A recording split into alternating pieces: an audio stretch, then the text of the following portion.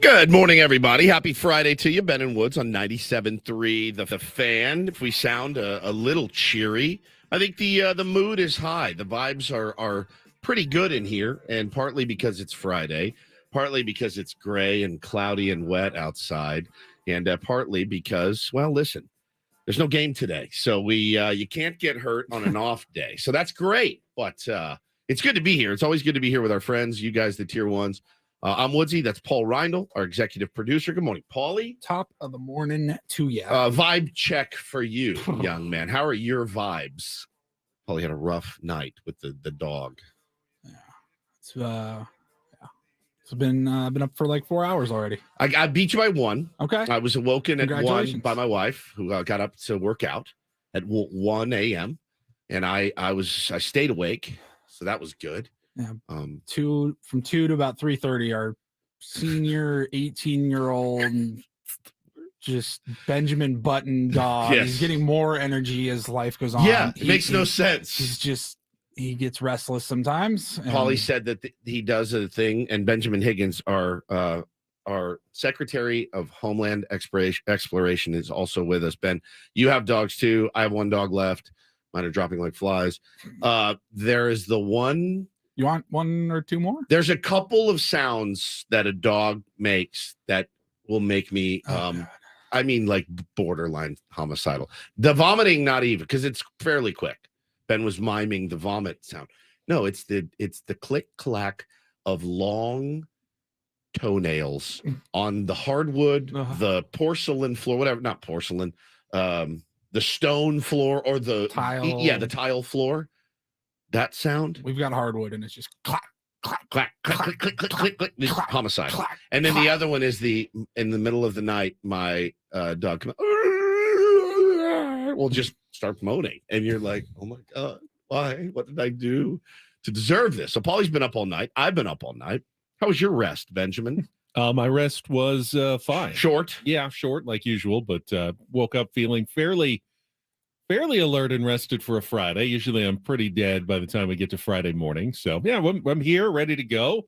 Obviously, I'm not that excited about what happened to the Padres yesterday, but just with the perspective, they're coming off a winning road trip. Correct. 4-3. Yep. They've won 5 of their last 8. I actually had to look at that like 4 times going, that can't possibly be true, right? I mean, the way we've been feeling and talking about this team. They haven't won 5 of their last 8 games, have they? And they actually had. Let's save this because I do want to talk about that. Something clicked for me yesterday, and I was much more at peace with where we are as a fan base. And I did want to actually point something out. We have our YouTube stream that's up, and good morning to everybody who's watching us on our YouTube stream. I'm always impressed that there are several people who were in the stream before the show even starts. Yes, great. Already commenting. I mean, we get early risers. Like we got Frijoles here, who is having overnight oats for breakfast today. Never had them. I see them all the time. If I'm going to eat oatmeal, I'll just make oatmeal. Instant oatmeal. But the overnight ones are different. Yeah, you get a little more of the whole grain. Is it like, are they? It feels yogurty. Like they don't look appetizing to me. So that's why I never get them. I hear all the time and read, oh man, you got to do overnight oats. I'm like, well, why would I do overnight oats when I can just make oatmeal? And I like that. Why do we have to improve? Is it an improvement? I mean, is it you healthier? and I grew up on the Quaker Oats packages. No, I never did. I never liked it. I never, the apples and cinnamon. No, the brown sugar and the maple and brown sugar. Yeah, maple and brown I never sugar. liked them. They always tasted weird to me. So I always made Quaker. I measured it out, the cup of water. It takes a minute and a half because the water's there's only this 2 much. packets of apples and cinnamon, a little water, throw it in the microwave, stir it up. Yeah, one packet was never quite enough Nah. for an entire bowl of Never breakfast. could do it. My kids eat them. I never could eat instant oatmeal. Never, ever once. My buddies used to come to their cube with a styrofoam cup, stirring it, and I'd be like, Adam. I think Adam eats oatmeal all the time. Yeah, you walk in the hallway, you're like, what is this maple syrup farm? Like it's too much. It's too much. So I just get regular the old school oatmeal and I boil it and I stir it and it foams up and almost runs over the top. And then I let it cool. And then I put some blueberries in it, maybe a little granola, and I eat that and that's when I eat my oats. But I don't really know what overnight oats are. It's oats soaking in something. You don't really know what overnight is either. What do you mean? Well, I mean, you're getting up at 1 a.m. Yeah. There's no time for There is no overnight overnight. anything. You're up, the time the oats are supposed to be doing whatever they're doing overnight. You're already awake. I was up cooking breakfast when some people were getting home from the bar and like preparing my day or work from Channel 10. or work from Channel 10. I did not fall asleep until almost 1 a.m. You And were already up. I was up and moving. It's gnarly. I've been up for 5 hours already, so I'm not quite delirious yet.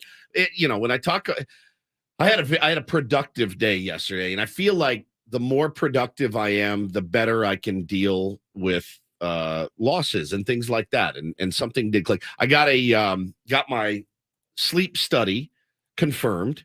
So Hannah said I was up all night, like gasping for air last night, in particular, and it happens a few times a week. Not good on your heart, obviously. So you're on the CPAP machine. I'll be on it soon. I got the sleep test coming, paid for that, did all the paperwork, the questionnaire, and all that. So they're sending me the sleep study. I'll have that hopefully by Monday.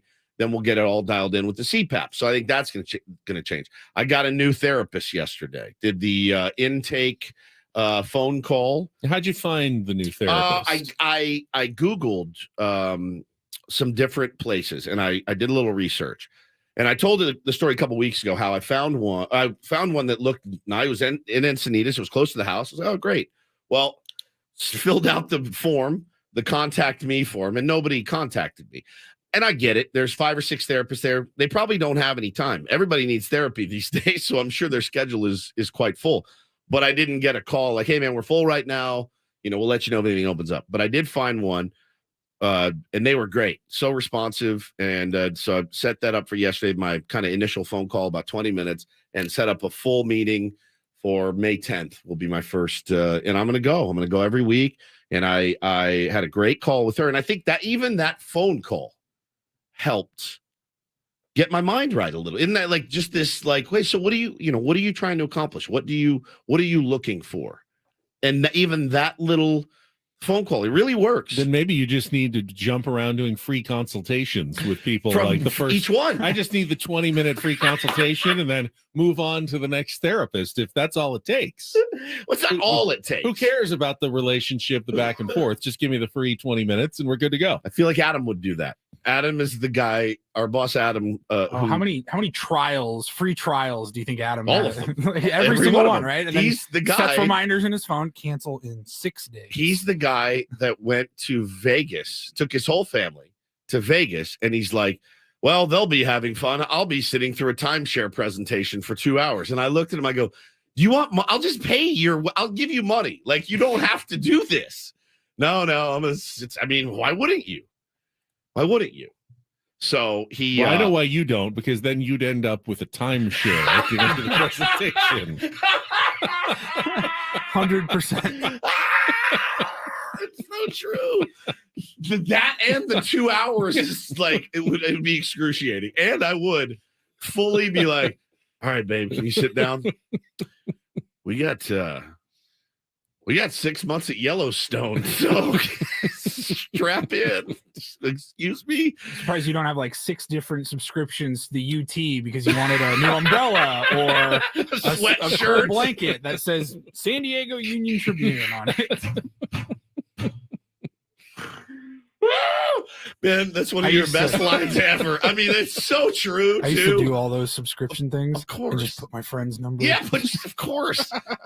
We've talked about our Columbia House Records scam. I owe them $50,000 easily. I keep waiting for them to be like, you know what? We're going to open the Columbia House files. You owe us $50,000, sir. You got 700 CDs for a nickel. I literally signed up for the UT one time to get a blanket because it was cold at the Padres game. Everybody and my has. buddy up in Seattle goes, "Did you sign me up for the Union Tribune?" Such a good bit, man. I would Threw his actually email down. You know what's a good topic idea?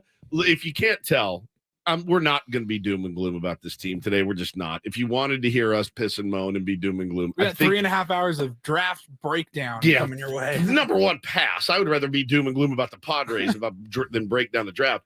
But Yeah, we're going to talk about the game. Certainly, it was a crappy loss and whatever, but there's still plenty of time to go. And you saw a few things that made you happy yesterday. So we'll get into that. You know what I would love to hear? I honest to God would love to hear, and you can tweet us, you can put it in the chat, whatever. You can call us. I would love to hear timeshare horror stories. I've heard. So I'll be honest with you. Much like, what are the things I don't understand in life? I don't understand insurance. I don't understand I don't know what a deductible is. Oh, we've met our deductible. What does that mean? Okay, I don't know what that is. I don't know how it works at all. I've tried. You can explain it. I don't really know what equity is, and I really don't understand. I don't understand how any of that works, and I really don't understand timeshares. In theory, sounds like the best idea one could ever have. Oh, we're going to get this beautiful vacation home for a fraction of the price. We have no ownership in it, so we're not responsible for repairs and upkeep and maintenance. And I share it with my buddy, and we just look at our calendars and hell yeah, I'll be in. I'm going to go to Boca with the family. Oh, cool. We'll come down the next weekend. Sounds great, right? I don't know what the big issue is with it. Well, I think, and I've with never you, had but a I'm timeshare. fascinated. All my life, though, I've heard, oh, no, don't get a timeshare. No. You are responsible for the things like upkeep. Now, you're a fraction of it, but let's say your timeshare needs a new refrigerator and they have to replace the pipes, have gotten old and rusty. And that's going to cost, $14,000. You're on the hook for some percentage of that, and they'll send you a bill for the upkeep and maintenance every single year. And then you've done it, and you've gone for like 3 straight years, and you go, all right, it's fun, but I want to do something else this year. But then you've got this week, and it's sitting there, and it's like, I don't really want to go, but you're already paying for it, and now you feel like locked in, and you never have a chance to go anywhere else. I've never been in one. I hear the ads on our station and others, though, the booming business of getting out of your timeshare. So that's what I heard too. Never a great sign that Right. there's a booming business for people to get out of timeshares. Have you been absolutely bent over by the timeshare companies? Call us now. That's what I'm hearing. And but I do know that they, like, Adam went and did that thing, which killed me. I mean, it was had my dad known about that in the 80s, that's probably how we would have done all of our vacations. Just wait in the car. Yes, I have to sit through a presentation, but it's going to be worth it because we're getting this place for free. So I do wonder if anybody has any of those stories, or you can tweet us or whatever, however you want to do it. But we will get to the Padre game yesterday, the series. And yeah, I mean, if you're going to bright side it, you had a winning road trip. I don't know why that's not enough anymore. There's a part of me that feels the same way. Like, we let a couple get away there for sure. Honestly, I'm at the point where thank God it was a day game, like a morning, early day game, because it felt a little bit different. I was able to get over it easier. Yeah, you had a basketball game. As opposed to, the game ended at 8:00 and you got to I'm stew going on to bed at 8:30, and I'm like, great, that's the last thing. It's the last thing I see. This effing team again. I know. Right. It was you had all day to just. You had a basketball game. I had t-ball practice and took the kids to Dave & Buster's for Foster's birthday. It was a lot of fun. They played games. We ate. It was great. And then I got home, put the kids to bed, and watched Dave, and actually had a really nice night until I was awoken from my slumber at 1 a.m. So a little bit punchy, a little bit loopy, but in an overall pretty good mood, man. I mean, it's baseball. This is a long, long year. And when I talk about something clicking, the positive switch kind of clicked in me yesterday. I don't know why. I mean, I have an idea, but it's mostly because I didn't live tweet the game. I just kind of stayed off and watched the game and actually enjoyed the game of baseball instead of bitching and complaining about the team. How about this today? This is pretty cool. Manuel just hit us up in the YouTube chat. He says, morning from Mexico City. We're outnumbering Giants fans by a huge margin. Oh, that's rad. I would love for some tier ones that are in Mexico City to call in this morning. I want to hear everything. I want to hear what it's my like. Twitter timeline's full of people. I feel like we're the only ones that didn't go. Seeing the sights of Mexico City the last couple of days and getting ready for the games tomorrow and Sunday. So I know they're down there, and I know they're having a good time, and we're kind of FOMO, jealous that we're not down there right now in Mexico City. I actually had somebody text me yesterday. They go, hey, I got 2 tickets for the games this weekend if you can make it down. They're like, okay. I mean, 36 hours out. Thanks for the heads up. I'll let you know. Yeah, I would love to hear from tier ones down in Mexico City. I mean, our favorite tier one, Bob Melvin, will be calling in from Mexico City at 8 a.m. Yeah. So look forward to that. Yeah, and there's a lot to ask Bob. I really want to try to crawl in his head a little bit, and find out where he's at, and what it's been like finally getting to manage Fernando Tatis. There's a lot to talk to him about, so I'm excited. Woods will be giving out his draft grades from the first round, or maybe just give one grade out for the whole overall draft. Yeah, right. You don't have to do it team by team. We'll just come back and you can just give a grade. I can do that actually. For yesterday's draft. I have one. And then we'll be kind of wrapping up our draft talk. Craig Elston will be with us at 7:35. All our usual segments on a Friday. Take on Woods. Don't do this. Flubs of the week. Getting started. Hey, ladies and gentlemen, the weekend. Almost here. Ben and Woods on San Diego's #1 sports station. Let's check traffic this morning with Kelly Danick. Get going here on 97.3 The Fan.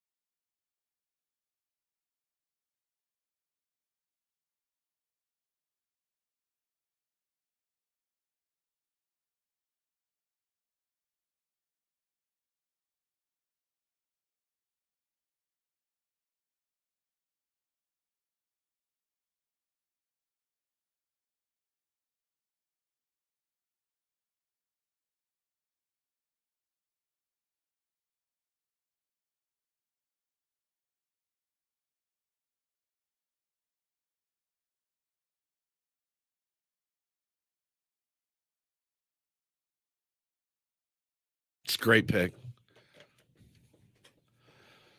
You ever really listen to the lyrics? This is Hold On Loosely by 38 Special, bands with numbers in the name this week.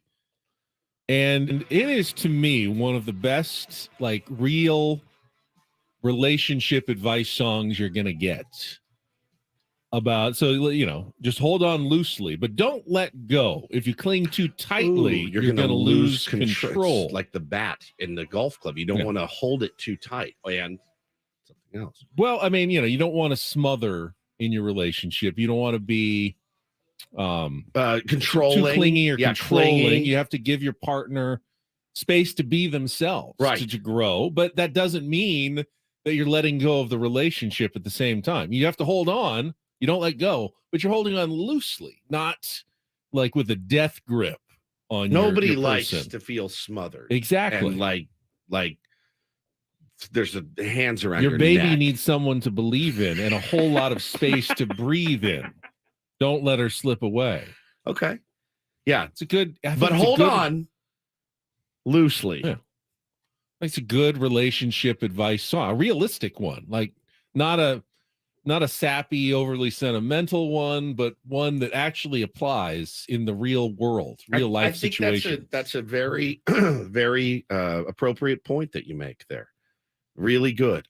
My wife sometimes likes to be smothered, and then other times she's like, "Wow, you could, if you want to go somewhere, you can get a little space." So it's hard to know what day we fall on. It's fair. I'm pretty much always. I'll take a little space. I'm good. A little space is fine for me. But you can talk about this with your new therapist. Perfect. I plan on it. Absolutely. Lenny says, I stopped going to therapy ever since the YouTube show came out. Oh, that's dangerous, Lenny. I just donate that money now to any sponsor on the Ben and Wood show. If there's a sponsor you'd like to, well, you don't even have to donate. You can actually just buy stuff. Buy stuff like I did last night. I went to one of our sponsors, our Monday Grand Ole Barbecue sponsor, yesterday for dinner. And oh man, it was really, really good. All right, which location? I know. I paid for it, Paulie. I didn't. No one even knew I was there. Pergola police. No, okay. This is simply my dinner choice last night. Had some time. We were covering. We had the draft on ABC 10, so there was a 5 o'clock to like 9 p.m. where nothing's really happening except draft coverage. So hopped over to North Park. It's only about 8 minutes from the television station. Didn't have to wait in line. I guess I got there at a good time. There were people there already at the tables, and inside they got a nice little inside kind of bar area as well after the remodel. Went right up and ordered, got my food, sat down. Very efficient, very North delicious. Park location. Park, yeah. All right. And then right there on 32nd and Thorn Street, next to Thorn Street Brewing. And then what did you have? I had 1/2 pound of brisket by the pound. Okay. Just phenomenal. Sliced? I mean, just one. It was just one nice thick slice. But then when you cut into, I didn't need a knife or anything. Just fork. Yeah. Just kind of you forked it. And just forked and take a bite, and it was delicious. And I had a bowl of their Texas chili, which was also outstanding. Then you told me earlier that you woke up at 1 or this morning with gas pants. Hey, I don't think that was the cause. Actually, it was. Okay. I mean, it wasn't. I didn't have an overly large. You're picturing an overly large meal. It really wasn't. It was a hunk of beef. I didn't and a have bowl a lot chili. of roughage. I'll say that. I didn't get a salad with it. I thought, well, what's the point? Really. If I'm going, I'm going to go. I'm just kidding. I mean, I'm not going there to get the salad, and I thought I could get the salad on the side, but I'm thinking that's just more food that I don't need. So let's just get the stuff that I want to eat and then eat it. That's why I said get to the meat. I went right to the meat. I got right to the meat. That's all I got is just meat. I didn't get any big time side. No potato salad. Really? I just went with the meat. I just wanted a meat fest and some chili. Have you tried the lasagna? It's my favorite. I would be reticent to order lasagna. It as good as Grand Ole Barbecue is. I would be very reticent or hesitant to order lasagna at Grand Ole Barbecue. Do you like hot fudge sundaes? Those I do like a lot. Did you get no dessert? No dessert. No. What did you drink? Water. Yeah, water from the fill your own water station water. Did you steal Sprite from our sponsor? No. Tea, lemonade. No, didn't. Don't lie to me. I made compromises and choices, and I went with no calories with the beverage. Meat, just meat. Chili, and water. Yeah. Was your meal? Is that a weird combination? I feel like if I get barbecue, I have to have the sides. I got to have beans or potato salad or coleslaw, something. I just didn't need it, and I felt like, yeah, then I'll just get a whole side to myself because But you're not it's doing easier like if you're there carbless sharing with people because then you get a couple sides. Taste. I have a couple bites of this and a couple bites of that. But if I ordered a side, then I'm going to eat this whole side, and I thought I don't want to eat a whole side. That's fair. Okay. All right. That's fair. Yeah.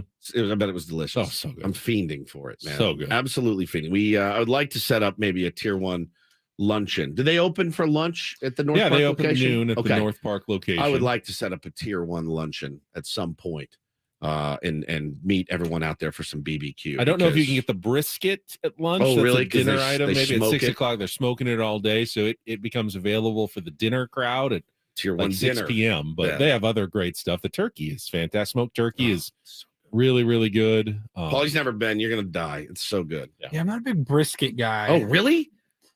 I'm sure it's because I haven't had The good stuff. Really good brisket. Yeah. But in general, I'm not ordering it. I love it. I might have some, if somebody has bite. some, but I'm more of a tri-tip guy. Yeah. Love the chicken. You love might the want to turkey. go on Some- Sunday. you wanna when get they do some their ribs. Argentinian barbecue as well. Love some They ribs. tri-tip, very, very good. Good. All right. Well, congrats on your meat meal. Are you not doing like a low carb thing? That's just what you wanted. That's just what I wanted. Okay. Yeah. It was a good low carb meal though. There was almost Protein. Yeah, the chili was not a beanie chili, so it was pretty much a high protein, low carb dinner last night. It sounds fantastic. I need to get out there. All right. All right. So we need to talk about yesterday's game. We'll get Let's our do it. Padres wrap up. I know some people are upset with our 8 a.m. guest this morning, Bob Melvin. Lots of people. And I want to talk about why. It's an interesting reason that I saw people calling out the skipper yesterday. It has to do with Juan Soto and Juan Soto being in the lineup the last couple of days. So we'll talk about that coming up with Ben and Wood. Stick around. San Diego's #1 sports station, 97.3 The Fan.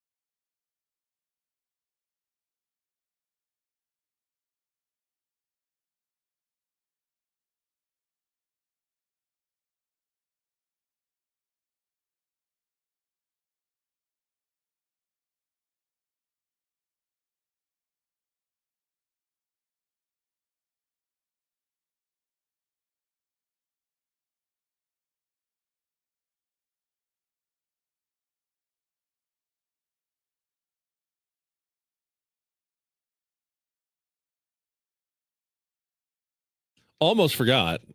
I said I was going to get your draft grade. What was your draft grade from last night? C+. All right, C+. Jonas Brothers brought it down. You have heard it. You have heard it from Woods. They brought the overall draft. I did watch the second half of it when I got home. That encompasses everything, like each team's picks, the atmosphere, overall C+, the interviews, the coverage on all the networks, all together. The analysis on various websites, just put all together. C+. Woods gives the draft a C+ yesterday. Would have been a B+, but the Jonas Brothers were on. I'm just joking. They're not bad. They're good guys. My guy Michael Mayer did not go in the first round, so that also has driven down the somebody really messed up by not taking that. Neither did Will Levis after. Dude. I mean, some people thought he said that number one he overall changed pick. the odds in some books, like significantly. Significantly. He moved How do you walk around of money? If that's true, again, it's Reddit, and this show, as you know, we've been burned by Reddit before. Ben got called into Andy Green's office and got bitched at. I still say Ben innocent. I think Ben was innocent because I do think Eric Hosmer said, "Am I earning my paycheck now, Chief?" I really believe that those were words that were uttered from his mouth, but Andy Green needed to save face. And Ben got called into the office. Bob Melvin's never called us into the office yet. He may after this interview in an hour and 20. Did you see, before we get to our Padres wrap up, though? Because Hosmer played first base for the first time in the series yesterday. Yeah, he did. When Tatis singled in the first inning. It wasn't a fist bump. No, it wasn't just Tatis, by the way. Every single Padre that got to first base. My wife does not hug me with that much. The hug love that he gave Eric Hosmer was like we always knew it. It was like two people who were in deep love who hadn't seen each other in years, forever. And they greet like in an airport where they're getting off the plane, and there's that scene. I'm telling where you, they're reunited. I mean, that was the kind of hug. The last 3 we would never lie to you guys. He was number one teammate of all time to those guys. Number one. He was not good with the media. He was not forthright with the media. He was not good on the field. He was not good on the field for a majority of his time. He was good in spurts. But he was the most beloved, maybe the most beloved guy to their respective team in all of baseball. In all of baseball. No one more.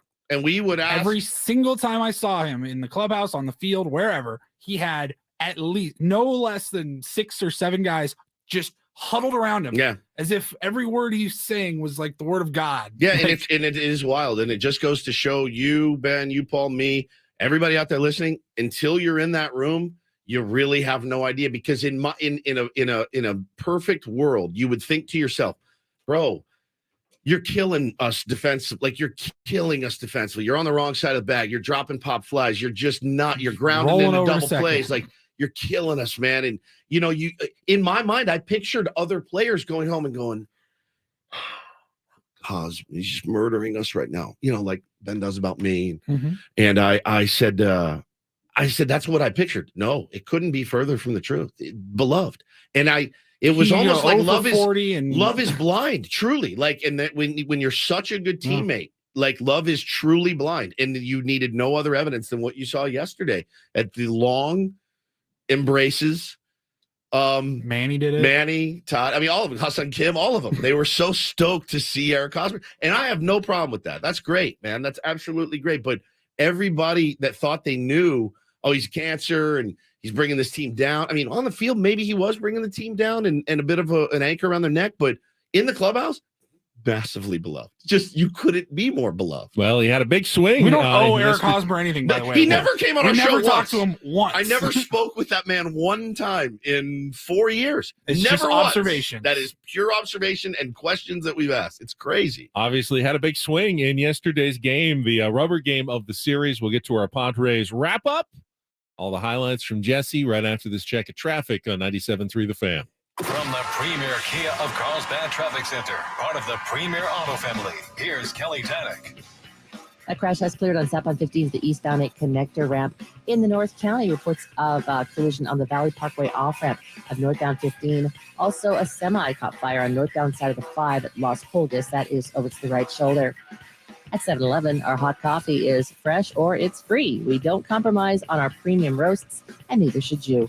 Hot 7-Eleven coffee is guaranteed fresh or it's free. I'm Kelly Danick with Ben and Woods, San Diego's #1 sports station, 97.3 The Fan. It's a shame if they lose. You can visit Pity City, but you can't live there. Did you miss any of the Padres game yesterday? Oh, it's been a great day today. Can't wait for more. Oh, God, here we go. Jesus Christ. Cancel the parade. That's why you play the games. It's the Padres wrap-up with Ben and Woods. Slam Diego? More like fail Diego. Presented by Hamul Casino. With thrilling slots and tables and all the best rewards, Hamul Casino has all the fun you're looking for. Hamul Casino, fun above all else. On 97.3 The Fan. I just felt the way that the roster is built, they would have to outscore their opponents to win. 2-1. And Manny swings, hits it in the air to deep left center field. This one's way back, gonna go! A home run for Manny Machado. Second of the year. And the number 5 hitter puts the Padres in front, 1-0 here in the second. Cue up the genius remarks. This ball gets out in a hurry. Lugo out of the windup. We'll wind and deal. And this pitch hit in the air to right center field. Long run, Grisham still going back. He looks up. This one gonna go. Hosmer into the basket in right center. And Hosmer looking into the Padre dugout as he approached first base. Second home run as a Cub. And a 1-1 game here in the second. 1-0, Velasquez swings. He hits one high and deep to left. This one a no-doubter, way back, gonna go. About midway up the bleachers in left. Back-to-back home runs for the Cubs, and they lead 2-1. 3-2, runner goes, pitch swung on and sky to center. Grisham fighting the sun, using the glove to shield his eyes. Gets underneath of it, can't make the catch. Dropped right down at his feet, and the run will score as Madrigal comes all the way around from first base. Oh, you could just tell it was gonna be tricky. And Trent, who's as good as anybody in baseball in center field, he got to the right place. The ball ends up at his feet. Here's the 2-2 pitch. That's it on the ground to the right side. Through and into right field for a base hit. Horner's rounding third on his way. Tatis's throw will go to third. Not in time as Swanson goes from first to third. An RBI single for Happ and a 4-1 Cub lead in the fifth. 1-0 to Sullivan, and he hits it on the ground up the middle, and behind second, it's into center field and a base hit. First in the big leagues for Brett Sullivan. Swanson diving for it on the outfield grass, nearly able to get there, but that one trickles on through, and Brett Sullivan with his first hit in the major leagues. 0-1 on Swanson, Hill deals, and this one hit in the air to left field, and well hit. Soto back into the corner, on the track, hops up, into the basket, and a home run. First as a Cub for Dansby Swanson, and now a 5-1 lead here in the seventh inning. Here's the 2-0. Carpenter swings, breaks his bat, sends one in the air straightaway center. Velasquez is there, should be deep enough. Soto tagging, on his way, he will score. A sacrifice fly for Matt Carpenter, and now a 5-2 game here in the eighth. On a strike to Cronenworth, pitch coming, that's hit in the air out to left field. Ian Happ coming in a little bit over towards the line. He makes the catch, and the ball game is over. Cubs take 2 out of 3 here at Wrigley. And despite the early home run by Manny Machado, Padre bats went mostly quiet most of the day. And the Cubbies win it here this afternoon, 5-2. Well, we've had some trouble with guys that we haven't seen before, but, second time around, you expect to have a little better results. So, we didn't get a ton of offense today. We get 6 hits. We did have some opportunities again, and those were the spots where we came up short. Yeah, same old story. Padres can't hit with runners in scoring position. I believe coming up short. 11th time this season they have gone 0 in a game with runners in scoring position. It is very hard to win when you don't get a hit. I mean, it's not impossible. You need like pass balls. You can get a 2-run homer with a guy on first. That's true. Yeah. You can get a sacrifice fly or solo two. shot. Yeah, but it is hard to win if you don't get a hit with runners in scoring position. It's happened 11 times to the Padres in just 27 games this season. So more than a third of their games, they're failing to get a hit with runners in scoring position. And that's why they're 13-14 right now and not, a little bit better. They're still a game and a half out of first place in the National League West. Nothing has been lost at this point in the season. And as down as the vibe has felt the last couple of days, they did finish a 4-3 road trip technically yesterday. Against 2 teams that have been playing well early this season. The Diamondbacks, who were in first place, they took 3 of 4, And then the Cubs have the best run differential in the National League. They have gotten off to an outstanding start, and you did drop 2 out of 3, but you had your chances certainly, especially in yesterday's game. Just couldn't come through. So Padres have still won 5 of their last 8. I get an outsized sense of panic from the fan base right now for where the team is at the moment. Yeah, I mean, I think I've definitely bought into that. I've definitely contributed to it. I've felt a little bit panicky. Yesterday I didn't. The last couple of days I really didn't. I took kind of time off of social media and live tweeting throughout the game, like, oh, great play, nice hit, Manny, you know, like whatever. It's just better for my head, and I'm actually being able to enjoy the game a little bit more. As much as I do like to interact, I do. Don't get me wrong. I have no problem interacting. It's a fun part of the gig. But it just the negativity is just, it's so gnarly right now. And I understand that. I do. There are times I feel it, but taking these last 2 games off has been a better baseball experience for me. And it clicked in my head. Like yesterday was a game that was a bummer. I mean, Trent catches that ball 99 out of 100 times, you know, catches that ball. Did he now? You seem to, we were talking about this, you feel like he made a mistake in some way. Yeah, I mean, when you look up and you're looking in the sky and it's bright and blue and the sun is right there and you're looking for the ball, you got your glasses, you're shading. I mean, he didn't panic out there. He was as calm and cool and collected as anyone I've ever seen who didn't see the ball at all, because it landed a foot from his face essentially, and he just never saw it. Is that something that you can correct? So, all right. So I think the fact that it landed so close to him shows that he had it and then lost it. If he's standing in center with his arms out going, never saw it. Never saw it. We all hit golf balls. We go, didn't see it. He had it and then lost it. He had it, and I'm not like, I'm not blaming. He's a gold glover. It happens. I don't care. You know, my sense was he's a really good center fielder. So he saw the ball off the bat and he got a really good, well, I kind of know where it should be heading. Yeah. But then when he looked up, he just never picked it up out of the sky. You listen, I mean, those are the kind of things that happens to a team that's playing mediocre baseball. And that's what they've played. They've played mediocre baseball. They haven't played great. Their longest win streak is 3. Their longest losing streak is 3. It's mediocre. They win 1, they lose 1. They drop 2, they win 2. They have not been on any prolonged run, but they also haven't been on some devastating slide yet either. There was one little stretch where they sandwiched a win in between 3, sandwiched by 3 losses. That sucked. That was really, really a tough stretch. That being said, a winning road trip is important. That's what you got. I like how we match up against the Giants, but as far as Trent Grisham is concerned, he'd tell you, yeah, I gotta have that ball. I got sunglasses on. I gotta have that ball. Seiya Suzuki had 100 balls hit right at him over his head, had no problem. I know he's in right field, not center, but he'd tell you. Could Trent Grisham tell you what he did wrong on that play? Here's what I did wrong I lost here. In the sun. Yeah, but is that something you can correct next time? Well, next time I won't lose it in the sun, but yeah, I mean, how can you correct that? You look up, it's either there or it's not. He had his glove up there. He had sunglasses on. He had his glove. He was shielding his eyes. He was looking. So can you correct that issue? Should that ball be caught?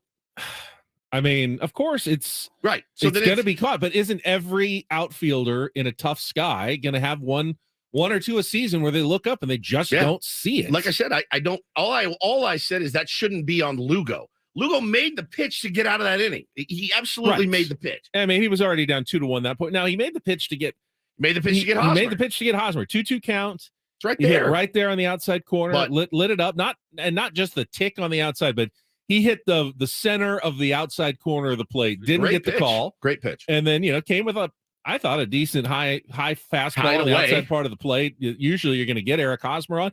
Hosmer made a great swing. Now the 2 pitches later to Velasquez or whatever, Nelson Velasquez, that was a hanger that, you just gave up a home run and then you hung one and you compounded your mistake. But I didn't have a problem really with how Seth Lugo pitched in that game. The 4th run he gave up in the 5th inning, 3 seeing eye grounders. I mean, you get ground balls in Major League Baseball. Usually one of them is going to go at someone and you're going to get a double play. You got 3 in a row that just happened to go right between either the first and the second baseman or the shortstop and the third baseman. I didn't think Seth Lugo was the problem in the game yesterday. No, and I wasn't enraged by Grisham dropping that ball. It looked like a really tough sky, and it clearly was. And we have come to expect him to make that catch, like basket behind his back if he wanted to. He's so good. He's so slick. He gets to so many balls. That was a bummer. And this team has let some things like that spiral on him a little bit. Blake has, when the defense has let him down. And it happened a little bit yesterday. I love the way they only gave up one run after that play, or I love two, I guess. Tim Hill gave up the home run to Dansby Swanson. I love the way that Lugo battles on the mound. Again, you got to play defense behind him, and I think you're going to be fine. You'd love to see more length from these guys, but again, you're talking about the 6th, 7th starters. Okay, like pitching and defense hasn't been the issue with this team. It's been hitting. It's not the problem. If you're saying that Lugo or the back half of the rotation or the bullpen, I see people saying, yeah, the bullpen's been too inconsistent. I think the Padres bullpen has been absolutely fine this year. Absolutely fine. Yeah, they've given up some runs in the back end of blowouts. Whatever. I don't care about that. In high leverage situations, when they've been asked to protect a lead, they've done it every single time. That's what you want your bullpen to do. Your rotation has, for the most part, been solid. Blake Snell has not gotten off to a great start. He never does. Outside of that, I have not had a problem with. And Michael Wacha had a couple of bad games, but he bounced back nicely in his last start. It's the hitting, people, specifically the hitting with runners in scoring position. That's been the issue for the Padres. From Snell and Wacha, how many games has our starting pitcher completely taken us out of the game? None. Maybe one or two at the most. I don't even think it's that many. I'd have to look, but every game we've a couple of runs, and you're either tied, winning, like right in it, right? Yeah, no, I mean we're not hitting, and again, you had another instance yesterday where when Darvish goes 7 innings and gives up 1 run and takes an L, like that's you have another instance yesterday where you can't get a runner in, and it's just brutal. It's just brutal. Those are the ones that kill you. So listen, onward and upward, man. On to take on San Francisco. They got smoked yesterday, so you can win these games. It's going to be nice. The weather, I think, is supposed to be really nice. The ball's going to jump out of there. But you got to remember, they got hitters too. So you got to make your pitches. We've got our 2 best pitchers on the mound to do that and go out there and get 2 wins this weekend. You have to. Sean Manaea, for all the talk in spring training, his velocity's up. He's recommitting himself. Yeah, recommitted. He's getting an ERA close to 7 so far this year. That's who you're facing in game 1. And then you've got you have to destroy Alex Cobb, I believe, in game 2 of this quick series in Mexico City. But day off today. Hey, a chance to embrace the opportunity to play in another country, expand the fan base. Padres have become more and more popular south of the border. We had a story on Channel 10 last night, and a Tijuana baseball fan was saying 5-6 years ago, say 90% would be Red Sox fans, Yankees fans, Tigers fans if he went down to Tijuana. Now it's like 60-70% Padres fans. They're really making inroads into the market south of the border, and I think this weekend is only going to help the Padres. So all guests on Ben and Woods appear on the Premier Chevrolet of Carlsbad fan hotline. Save money the right way with Premier Chevrolet of Carlsbad. Visit them today in the Carlsbad Auto Mall. Chevrolet, find new roads. I want to talk about Juan Soto. I also want to talk about the move that Bob Melvin made with his lineup before the game. Why I think it's the genius move that I would be using all the time if I were a major league skipper, which I'll never be. Ben and Woods coming back also with Take on Woods next on 97.3 The Fan.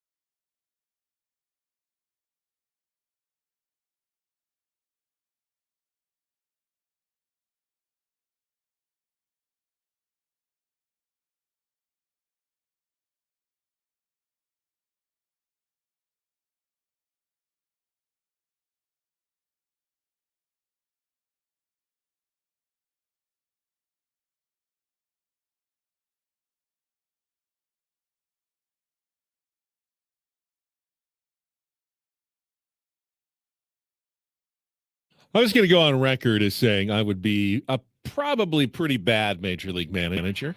No, I think you'd be all right. I don't think I'd be able to manage the modern baseball personalities that well. Would be the more difficult. I think that's the hard part. I'd be great at slapping asses and you'd be good at that. Camaraderie, building a clubhouse, chemistry. I would 100%. I'd leave it to my veterans to just kind of handle that stuff. Kind of like you leave it to me and Paul. But yeah, exactly. I would leave guys in too long. There's no question about it. I would absolutely let guys try to battle their way through things instead of going to the bullpen. But I know one thing I could always do that would make me look like a genius. It's a foolproof move for any Major League Baseball manager, and Bob Melvin pulled it off yesterday. You're not going to say what I think. When he dropped Manny Machado in the order to fifth, it's a no-lose situation. Think about this. All right, so you drop Manny to fifth, and he hits a home run, gets another hit. It's like, wow, smart move, Bob. You got him going. You drop him in the order. He doesn't do well. Smart move, Bob. Get a struggling guy, farther down in the order. It's a no-lose situation to drop a guy in the order like that. The only person that's a lose for is Manny, really, or not lose because hey, you got a couple knocks. Trust me, he's not going to be hitting the fifth much longer. Now that's the thing. Now the question is, you screwed yourself. Now because he's back in the 2-0. I can't believe you put him back after he hit a home run in the fifth hole, and now you take him out. What are you doing? Are you an idiot? It's Bob? It's a no way. That's the problem. There's the consequences that you have to deal with, and as you know, consequences have action. And speaking of Bob Melvin dealing with his players, I got this tweet yesterday. I saw this a bunch, and it was tagged to me and Bob Scanlon by a guy at Lopez Motors Z. He said it's insane, but Juan Soto is basically an instant out for the Padres, and when they have a perfect day game to give him a rest before the Mexico series, they decide to roll him out there again to struggle, not helping the team at all. Poor management for sure. And Bob Scanlon answered from the road in Chicago and said, Bob has offered him days off, but Juan has been adamant about wanting/needing to work out his challenges in game. He responded, so Soto's player manager and a ton of other people jumped on to that response by Bob on a tweet I was tagged in. So I saw all in my mentions. I just saw all of these tweets yesterday about Bob, who's in charge here? Is Bob not making the decisions? He's letting the players run things. What's the job of the manager if you're not able to even sit a player who's struggling? Bob's got to go. He's not in charge of this team. And I saw this all day yesterday because of this. I've gotten it for weeks. This one tweet, and this is pregame, right? Yeah, this was pregame. Yeah, because he was on base twice. I think Bob responded in game at some point, but ultimately, I think what no one brought up, and it's really one of the more important parts of the situation. I do think there is a time where you bench even a star player for a day or two if they're not performing well. Happens all the time. I don't know that this early in the season is the time to do it, but what no one brought up is who is absolutely killing it that you have to get into the lineup. Everyone who says you need to drop Odor, Soto in the lineup, you need to drop Manny in the lineup. Who goes to the top? Who are you putting up the top that is so good at this point? Are we going to roll out Tatis, Odor, Sugar, give Manny the day off, give Soto the day off? They don't have other players that they can put in those spots that you have any faith that are going to perform even close to the not great level that Soto and Machado have performed at. Manny and Soto at 20% of their usual self. Better than what they have. Still better probably than any other options that they have. We talked about yesterday, the ceiling. Who has, all right, ask yourself, if you're in that camp and you really feel that way, who has a higher ceiling? Rougned Odor or Juan Soto? It's Juan Soto. Who has a higher ceiling? Zokar or Juan Soto? Soto. Who has a higher ceiling? Odor or Manny? Manny. Again, this is why track records do matter. They absolutely matter. Bitching without a solution is just bitching. That's just bitching. So if you have a solution, if Bob knew, if I sit Soto and put Sugar in there, he's going to get 4 knocks today. Soto would be sitting. He would be sitting. He would say, take the day off. I saw another one said, man, Juan Soto's dumb if he thinks he can swing his way through this. how else do you break out of it if you're him? You can't get hits sitting on the bench. Now, I think a day off would be great for him. I think it'd be great for him. Give him one. And it's also a little bit of, hey, man, you're not getting the job done. Grab a seat, Bob. I don't think they're there yet. There must be something. I'll ask Bob this question in 55 minutes. What are you seeing from Juan Soto that makes you want to put him in the lineup every day? That's a fair question. Like, the results really aren't there. So is the work right? Is his approach? What's up with his approach? Are you confident enough that he's going to bust out of it? But you also don't have another option. There's a big difference to managing a big league club and really any other level of baseball. Correct.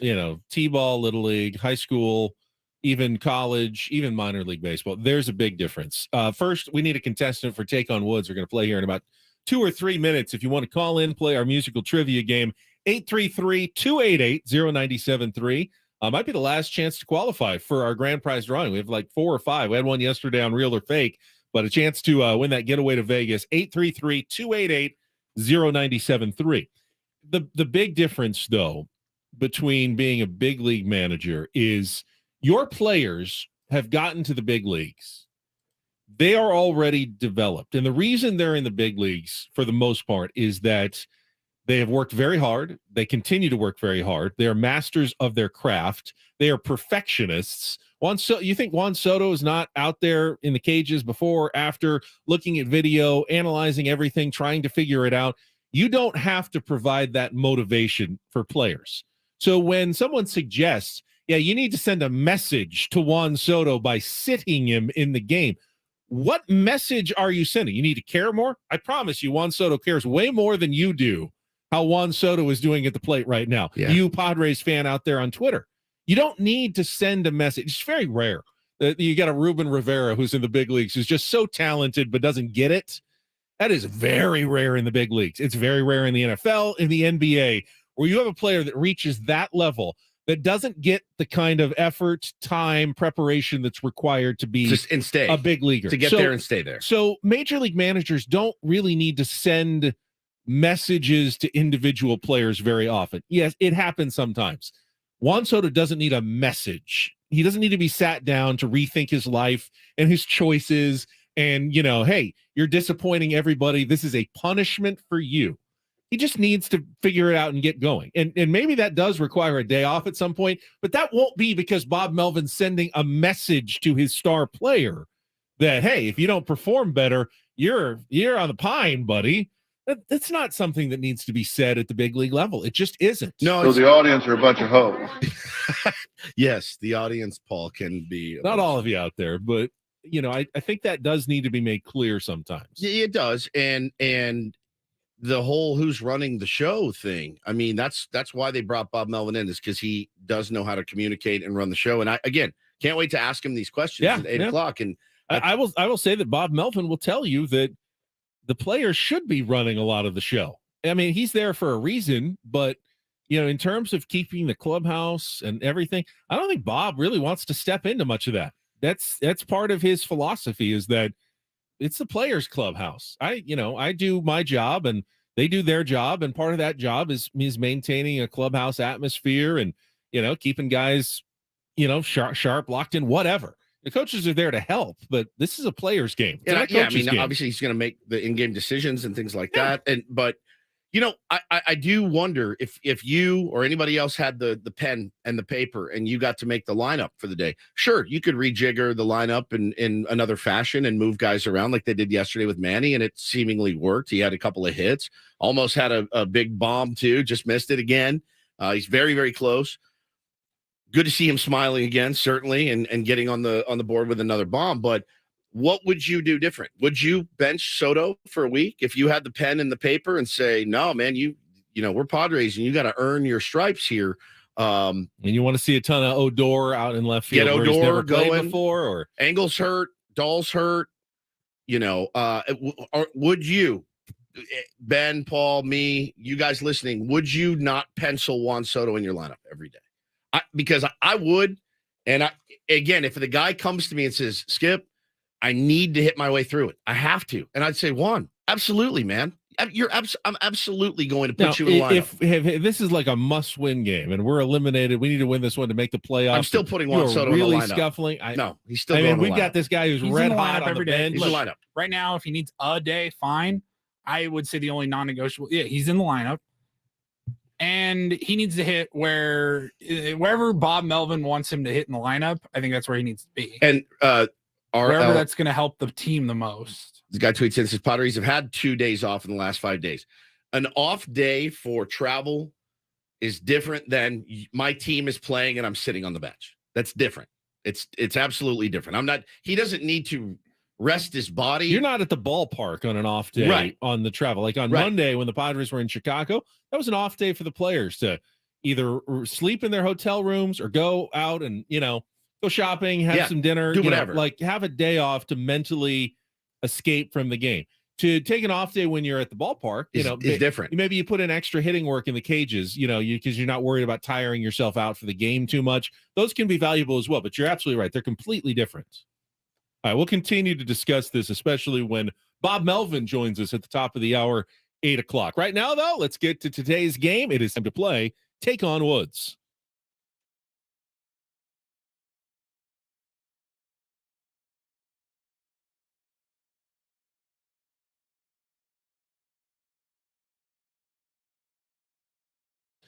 All right, we got Steve on the line looking to end the month on a high note with a victory. Good morning, Steve.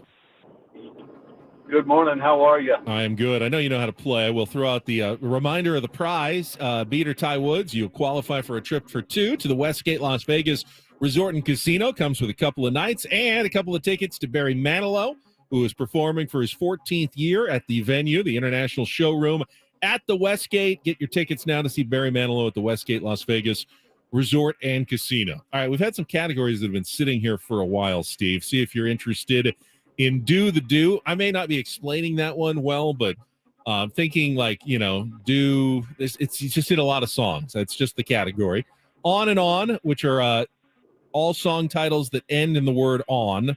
And we've got a mystery category today, which you'll figure it out as you go along. So those are your 3 choices, Steve. That's what I've got for you. Do the Do, On and On, or mystery category. What's it going to be? Wow. Let's do On and On. On and On. All right. So, Steve, today we're looking for 5 song titles that all end with that little 2-letter word on, O-N.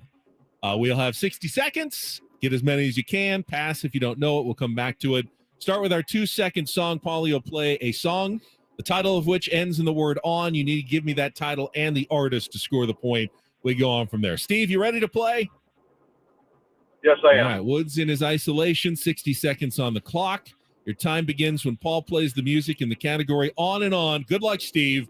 Let's take on Woods. Aerosmith, Dream On. Correct. Which 1973 hit helped establish Marvin Gaye's reputation as a 70s sex symbol? What's Going On? Incorrect. Which lead single from the debut album by Wilson Phillips went right to the top of the charts in 1990? Hold On One More Day. Hold on, I'll give it to you. Name the title of Celine Dion's Oscar-winning song from the movie Titanic.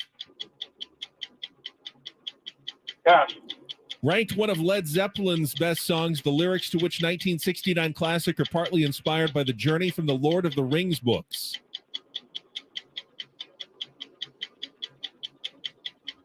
Pass. Name the title of Celine Dion's Oscar-winning song from the movie Titanic.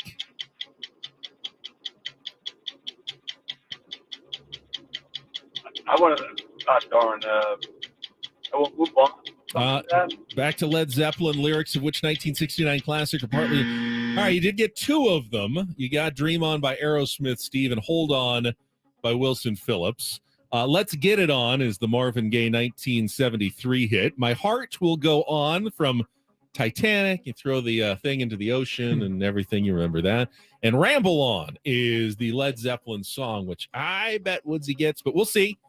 We'll see. He does have. Woods is going to do pretty well on this one. Feels like it's going to be a winning week for Woods, but hey, you never know. All right, Woods is back in. He doesn't get the category, makes it a little more difficult. Steve's score is locked in. He's on hold. 60 seconds back on the clock. Your time begins when Paul plays the music. Good luck, Woods. Let's take on Steve. Stream on Aerosmith. Which 1973 hit helped establish Marvin Gaye's reputation as a 70s sex symbol? Sexual Healing? Incorrect. Which lead single from the debut album by Wilson Phillips went right to the top of the charts? Hold on.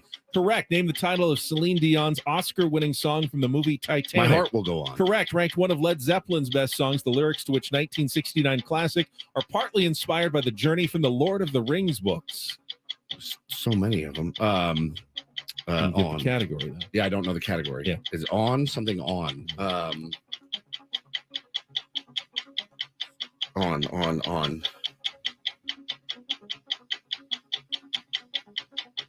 I thought he'd get this one. I should get this one. It's killing me. He knows the Marvin Gaye one now. Yeah, I do. Crap. On. How much time do I have? Not much. My guess is it's done. Did I lose? No, you won 3-2. It's Ramble on is what it is. Ramble on. Yep. Just a little mental block there, but you did edge Steve and what is a closer down. game than I expected. Whoa. Narrow victory. Real quick here. Yeah. I would like to dedicate that win to a very special tier 1 out there. Her name is Sierra. She is 5 years old. And I got a probably the nicest DM I've ever received from. Is it because Let's Get It On is her favorite song? It's a weird joke to make about a 5-year-old. No, that's why it's funny. It's because it makes no sense. Right. Yeah. All right, never mind. Unhinged. That is he on? Did he eat bath salts? Again, Ben? Anyways. All right, go It's back got a to beautiful moment sorry. here. Go ahead. Go back to your moment. I got You're right. the nicest DM I've ever had from a listener last night. And he says, "Hey, Woods, I wish I could express in words just how much your show has meant to my daughter and I over the last few years. I sincerely don't think that's possible. Every morning we listen to you guys while driving to preschool. The show has become the thing we bond over. You've never seen a 5-year-old get so excited over a game of music trivia as she does, especially because she has no clue what any of the songs are. Sadly, our run ends with tomorrow's show as we are packing up and moving to Boise to be near my wife's family. As a lifelong San Diegan, it's going to be brutal. But as you can appreciate, family comes first. Hopefully my daughter and I find something else to bond over like we have been in Woods these last few years. Or maybe the app starts working better and we can listen from Idaho. YouTube. Yeah, really, I wanted to write you to say thanks. Whether you know it or not, you guys have an incredible impact on people's lives. You That's really sweet. give people a sense of community like no other show I've ever seen or heard. I hope you guys continue to thrive. Wow, Thanks that's to amazing. all of you for just being you. Sierra, that win was for you, my dear. That is. We wish you guys the best. Thank you for your kind That words. is You amazing. made me cry last night as I read it. It was very sweet, and it was part of the reason that put me in a really good mood today. So thank you guys. We wish you well. And yeah, I mean, just because you're moving to Boise, I mean, you can still tune in. They have YouTube on They've got Boise. you have it on your I've phone. You can been get it on told. your phone. I think they're allowed to have YouTube. Yeah, in you can Boise. listen on your phone through either the app or through our YouTube stream. Right. Either way. He says he's tried the app and it performed so badly for him that he's like, we're just giving up. We're not going to listen anymore. I know people it works perfectly for. I know, some me too. people occasionally have some problems. I get it. Just turn it off. And that's why we have the YouTube stream. Turn it off Alternates. and turn it back on. Alternate channels. Good luck for to you guys.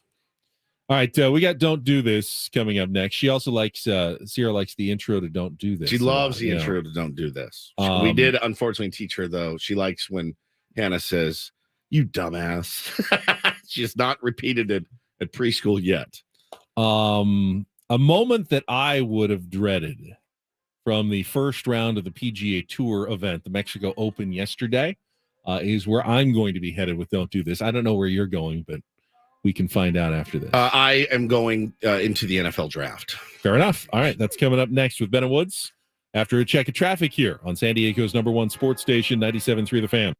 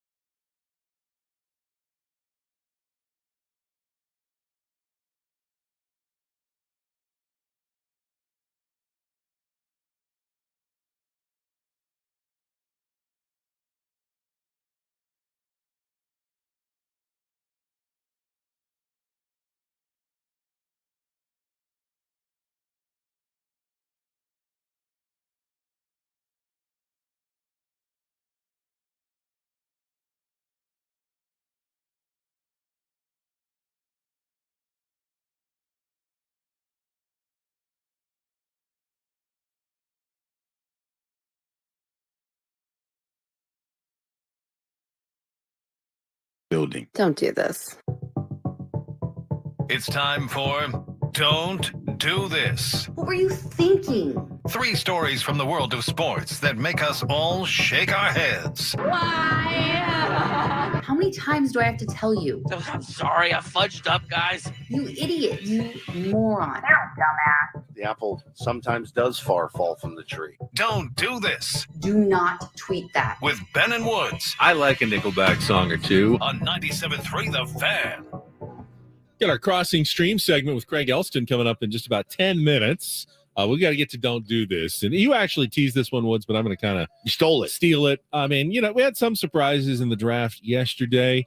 You had the running back, Jahmyr Gibbs. Even he was shocked to go number 12 to the Detroit Lions. Like, it's always weird if the Lions do it. You're like, oh, what are you guys doing? If some other team was like, this is our diamond did you in the see rough. how excited they were? That was Yeah, the weird they thing were to like- me. I don't know if it's a full Don't Do This, but they took a running back, Jahmyr Gibbs, who no one had projected to go in the first round. And then they celebrated as though It was like Earl Campbell. he had fallen, 70 spots, and somehow they had nabbed him like Yeah. the top guy on their board had amazingly fallen to them. It was weird. It was very weird. it But was weird. again, here's the thing that you always have to fall back on. No one knows. He could be Barry Sanders. Nobody knows. That surprise could end up being the steal of the draft. Of course. It happens all the time. But it doesn't change the fact that it's quite possible they could have waited until the second round and taken Correct. the same guy who would have been Correct. there. That, even if he's a great player, if you could have gotten him 2 rounds later, it's always a better But idea to wait. Now, you don't know That's for it. sure. If you love him and there's something about him that you love, take your best player that's best for your system, that's best. If you're that excited about him, Ben, if they're that excited about him, they must see something special. Bijan Robinson looks great. He does. DA, I was on the way in. I totally agree with him 100%, though. You can't draft a running back when you don't have anything else. Right. You can't build, especially nowadays, you can't build around a running back. No. And he gave a couple of examples. I came up with one of my own, though. He's the cherry on top of the sundae. Great cherry. But if you don't have any ice cream and you don't have any chocolate just sauce eating a cherry. and you don't have any whipped cream, you can't be drafting the cherry on top of your sundae, which is what the Atlanta Falcons seemingly did. The Don't Do This that we both kind of agree on. It's always the hardest look. And it happens to someone every draft because someone's going to move up, surprisingly, which means someone will have to inevitably move down, surprisingly. And Will Levis, the quarterback for the Kentucky Wildcats, who was lumped in with those top, there's like 4 quarterbacks that were all lumped into the top 10. Bryce Young, who went first, CJ Stroud, who went second, Anthony Richardson, who surprised some people by going 4th. And then no one called Will Levis's name. And of course, the cameras would keep finding him back in the green room, the train station, wherever they had him back there in that epic setup in Kansas City. And it's always tough for those guys. Now, he could end up having the best career of all of them. Of course. It doesn't really matter where you go in Remember the draft. Aaron Rodgers. It Whatever is. happened to that guy? Right. And you just watch these guys die. And they just die. They're dying. And so it's like, hey, man, let's get to him when we have comfort. Like, you don't need every 5 minutes to tune back in. It's not it's set up for this to happen. In this case, it was quarterbacks. There were 3 teams that apparently really wanted a quarterback in the first round. And there were 4 good quarterbacks. You know what that means? One guy Somebody's is on the going to outs. be on the outside looking in. No, And it's it just such happened to be Will Levis. Such a tough It look. doesn't mean that everyone hated him, that he did something wrong. Right. It's just inevitable when you have a draft that that's going to happen. And it's always tough. And it's always a don't do this moment. You would have to put it in stone that I was a top 3 pick to get me to go to wherever they're holding the draft. In stone. Otherwise, I'm watching it at the crib. Especially Kansas City. Yeah, especially Kansas City. Man, this was a gnarly story. Happened a couple of days. We've had her on the show a couple times, but ESPN reporter Marly Rivera is now out of job. And I read it, and I went, well, that's pretty heavy. Then I watched the video, and I said, wow, that really, really happened. So Marly Rivera had set up an interview with Yankee center fielder Aaron Judge, and she got frustrated. There's a freelance reporter named Yvonne Gate showed up at the same time, also looking to speak with Aaron Judge. And Marly Rivera did not take kindly to somebody encroaching into her space and called her, well, I can't obviously say it. I'd be fired, but Effing. yeah, an effing C word. clucking bunt. rhymes with. So that was gnarly. And you see the video. I saw the video for the first time yesterday. I went, ooh. Now, I will say this. Happens. People are, no one takes themselves more seriously than people that do this. Nobody. It's one of the worst parts of the job. The rushing, the elbowing out of the way. Guys, everybody's got a recorder. Pushing somebody's hand to get your microphone in front of them. He's not going anywhere. Get out We're of my all shot. we're all gonna get the same audio here. No one's breaking any news. It's the worst. It was unprofessional because it happened in front of not only Aaron Judge, but in front of a bunch of kids who were right there getting his autograph. So, Marley was definitely in the wrong. However, I will say this. One of the things that has made Marley great is that she does fight with a passion for those things. And it's not easy. It's not easy for women in this industry, minorities in this industry. And she had to fight tooth and nail to get to where she is. And you don't do that by just letting some freelancer just step all over you on when you're supposed to have some exclusive time. However, the freelancer is married to the VP of Major League Baseball communications. So maybe pick your battles. Now, I will say this being on camera, it was not going to end well for Marley Rivera either way. I think who Yvonne was married to may have expedited the process. No doubt. But here's the deal. If it's me and Ben and we're competitors and I say the exact same thing to him, I'm not losing my job. I've seen Ben say it to Darnay. Ben has said it. Oh, Ben, remember that one time he pulled that asp out of his pocket? He was about to hit Darnay in the back of the knee and I stopped him. We were down there. An effing B. We were in the scrum for Bob Melvin, and he pulled it out, and he elbowed Troy Hirsch right in the nose. Almost broke his nose. It's not worth it, Ben. It would not. He's a madman. By the way, it was, but apparently, and again, this is alleged because there's no video of the other incident, but she also has done something like this before. She did apologize. I feel like, I mean, this can't just be the end of Marley Rivera's career in my mind. Her side of the story was she spoke briefly to the New York Post about it. She owned it and completely acknowledged that I should not have done what I did. She also said that she's had professional disagreements with a lot of higher ups and that this was kind of targeted and they were using it as an out to get her out of there. But you gave it to them. Don't give him a reason, right? And 100%. You gave him a reason, and it's on video. Finally, do this. Shohei Ohtani continues to do mega doo-doo. Why are we even surprised? Spectacular by what things he does. I mean, he actually had kind of a bad day on the mound for him. He gave up 3 hits, 5 runs, 3 hits though, which is a lot for him. To the A's too. To the A's. I mean, the Angels still won 8-7, and his offense was a big reason. Had a single, double, triple, and needed just the home run for the cycle. And I must probably say, the easiest one for him. No starting pitcher has ever hit for a cycle in the game that they've pitched. Of course. But everyone thought he did it. I could have argued this is a don't do this just because of the freaking everyone thought he did it. It sounded like he did it. Do we have the audio? It sounded like he did it. Ohtani drives one, right center field. Baseball history coming for Shohei, but it's caught at the wall by Esteury Ruiz. So both a do and a don't do. We're very late. Let's get on time. All right, we'll get Craig Elston Crossing Streams coming next with Ben and Woods on San Diego's #1 sports station, 97.3 The Fan.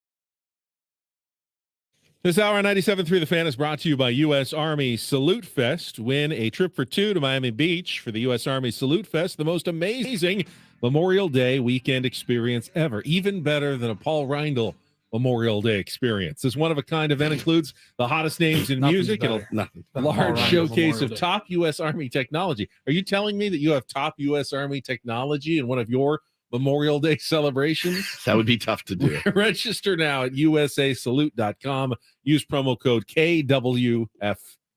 All right, Craig Elston standing by for his regular Friday chats. We'll bring him into our Padres discussion and get a Crossing Stream streaming TV recommendation after this check of traffic on 97.3 The Fan.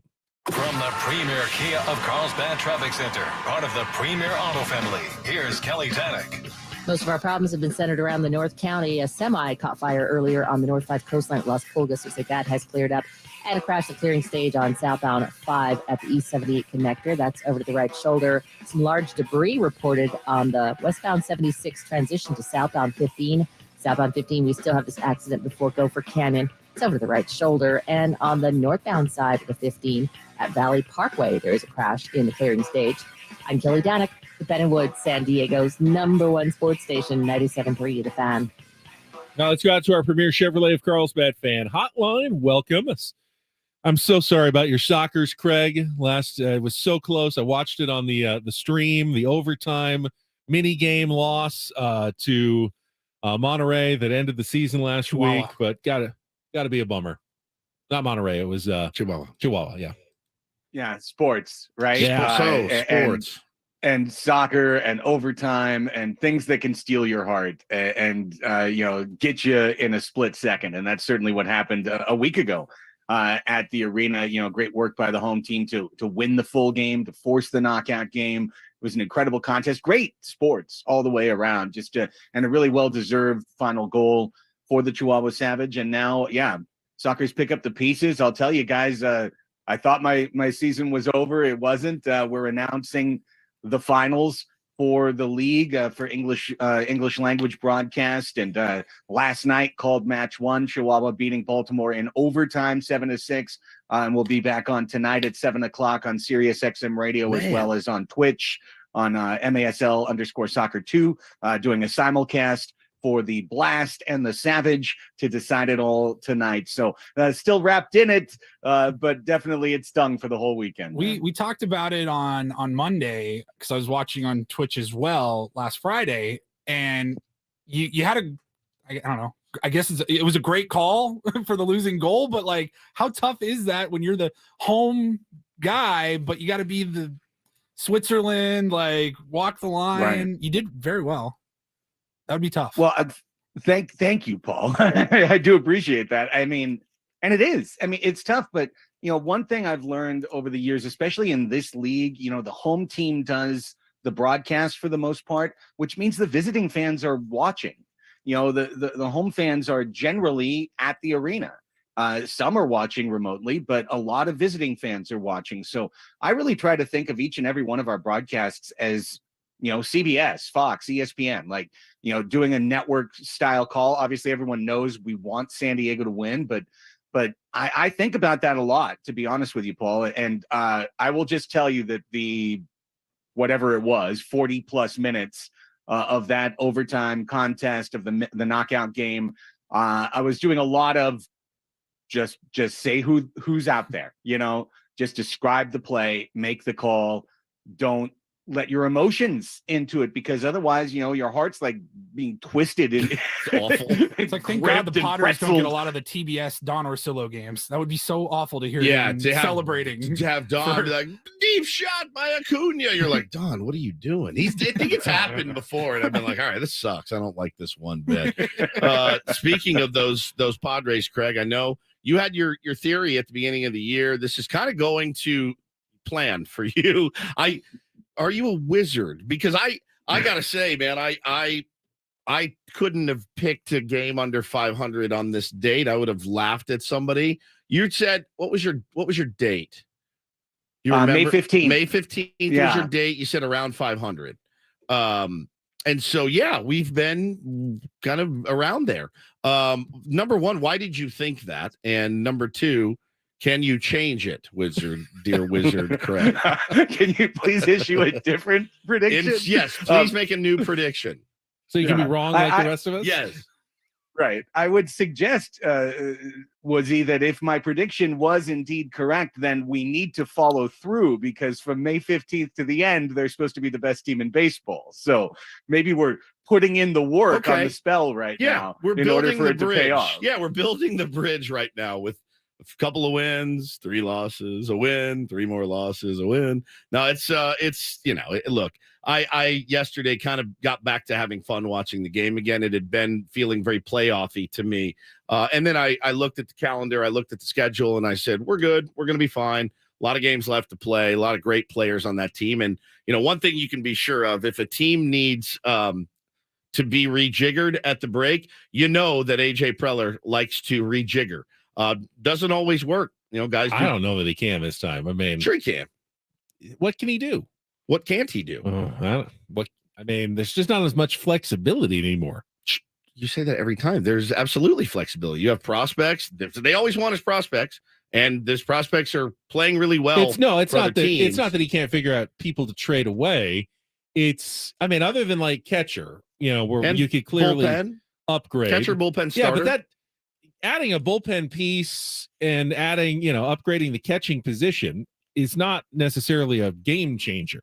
He can work in the edges of the roster, but you're not taking Juan Soto, Manny Machado, Jake Cronenworth, No, we're pretty locked Xander in. Bogaerts, Yeah, probably Trent Grisham even out of your lineup at this point. You're pretty locked in that's your to lineup. most of those guys, but there's moves to bolster a team. That's all I'm saying is if you need bolstering at the break, you can get bolstered. You can. I don't know that you'll have to. I think that this is a very, very good club. And to answer the first question you asked me, which is why I thought they would get off to a slow start, there were a couple of prevailing reasons. I'll begin with this was a club that basically didn't have a spring training together. They got together for about a week, and then almost every key player on the team scattered to 4 or 5 different locations internationally. And then they came back together about 4 days before opening day, and we're supposed to go like, voila, microwave team. Everything is going to be perfect. Clearly, it wasn't, and it's not, and it's continuing not to be.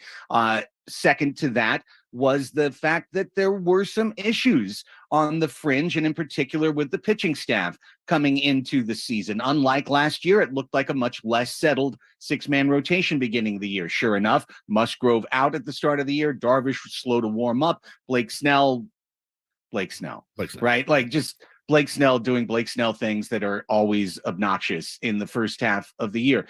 No Suarez, no Pomerantz, no Morejon.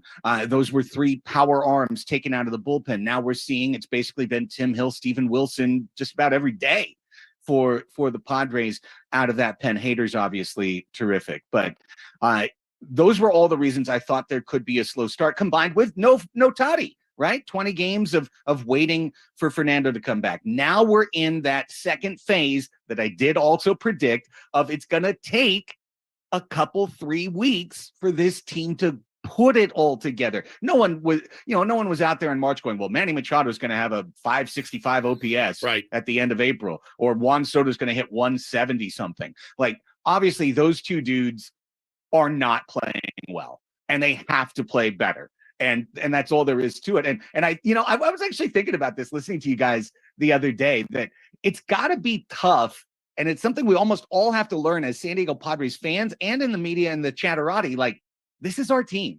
We committed multiple players to zillion-year contracts. And so when Manny Machado gets off to a tough start, there's no recourse. It's just play him.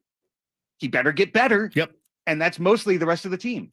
Yeah, and we got Bob Melvin coming up next at the top of the hour. It's one of the things going to ask him about. I mean, he was saying, do you want a day off? And Juan Soto says, I don't. I want to keep playing. I kind of think you have to then keep playing him. You don't have other options to go to, especially with a superstar laden team. I like your phrase. It's ride or die with these guys for quite some time now. Right. Yeah. Don't like the left side of the infield? Check back with us in 11 years. It's going to be a rough go for you. I'll see you when I'm 57 or 58. Oh man, no, it's a good point you make, Craig, and yeah, I mean, look, it's you must be feeling better. That you're like, oh, I knew this was. I did not think this was coming, and the pitching has been, yeah, everything you said is absolutely true. What surprises me and staggers me is just a complete lack of offense, hitting with runners in scoring position. We have good hitters, they're just not hitting. I mean, it's like Moneyball. If he's a good hitter, why isn't he hitting good? You know, it's that. It feels like it's too simple sometimes. But yeah, they're not capitalizing on opportunities and frankly, rare opportunities to drive guys in at times. So it can be a bit frustrating. Let's get to the Crossing Streams recommendation. I always like the phenomenon where you're recommending something that's already kind of heading to the finish line, because if you haven't started it, you have you can catch up, you can get up with everybody and then ride to the end with people who've been diehard fans of the show. And we're talking about Barry this week.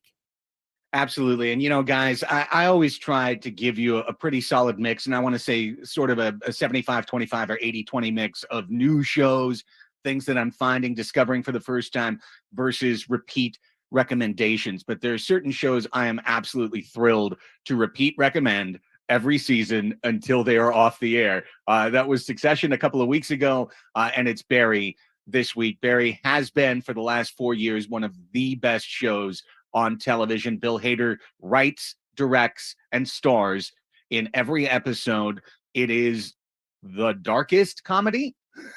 Like, there's dark comedy and then there's Barry, maybe the darkest comedy. But I want to underline and highlight comedy. Barry is extremely funny, and it takes down Hollywood in savage ways. It takes down our society in savage ways. It's always got a winking brilliance to it. And some of the supporting performances on this show are just dynamite. Henry Winkler has had, a late career renaissance for his Gene Cousineau, full of himself, former actor turned acting coach that is one of the primary foils on this show. Stephen Root is absolutely outstanding. Sarah Goldberg, brilliant. And Anthony Carrigan as NoHo Hank, picked up Oscar noms. I think he's kind of been the face of the show, but consistently extremely funny with a thought-provoking twist to it. Barry is, again, one of the best shows on television. It's half-hour comedy drama, so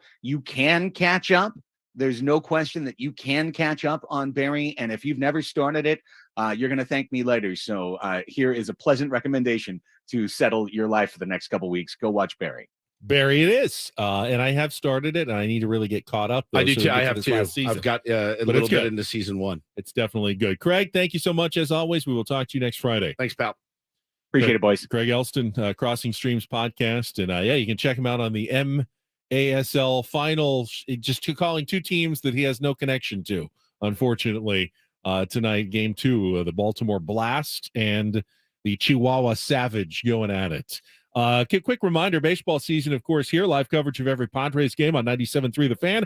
Available through the Odyssey app wherever you are in the San Diego area. You can listen to every pitch of the Padres on Odyssey. Download the free Odyssey app and search 97.3 The Fan to get started. So we got Bob Melvin coming up in our next segment. As usual, I'd imagine there's going to be a segment of our listenership of Padres fans who feel like we're not going to be hard enough on the skipper. And I've found that it's inevitable. Honestly, we can sit here for 15 minutes and just scream at him. You suck.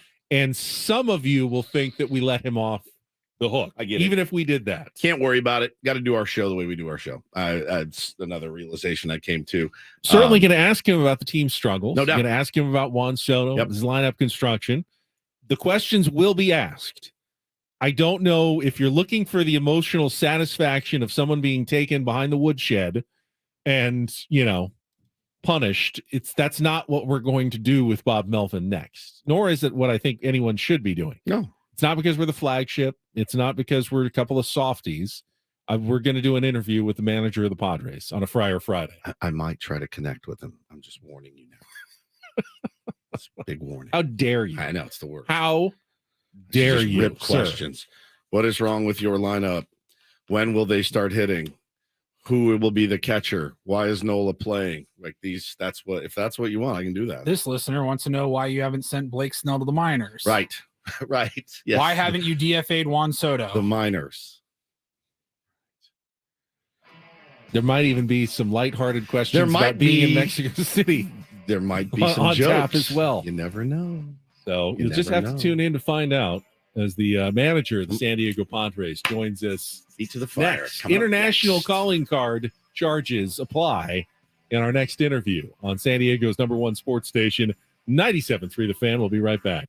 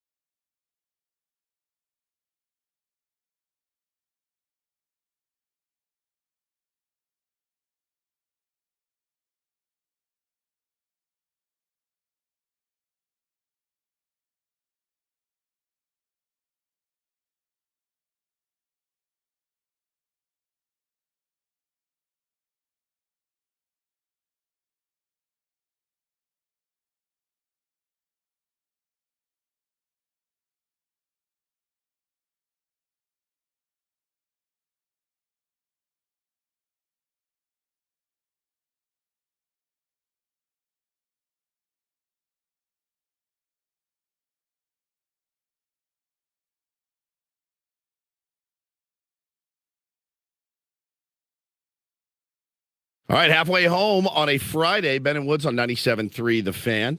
And I'm excited to talk to the skipper. It's been a while, and we got a lot to talk to him about. Yeah, usually Adam Jones is our only globe-trotting guest, Spain, Germany, France, an island in the Indian Ocean. But today we go international for our Friar Friday management report, and we are joined right now from Mexico City by the skipper of the San Diego Padres, Bob Melvin. Bob, good morning.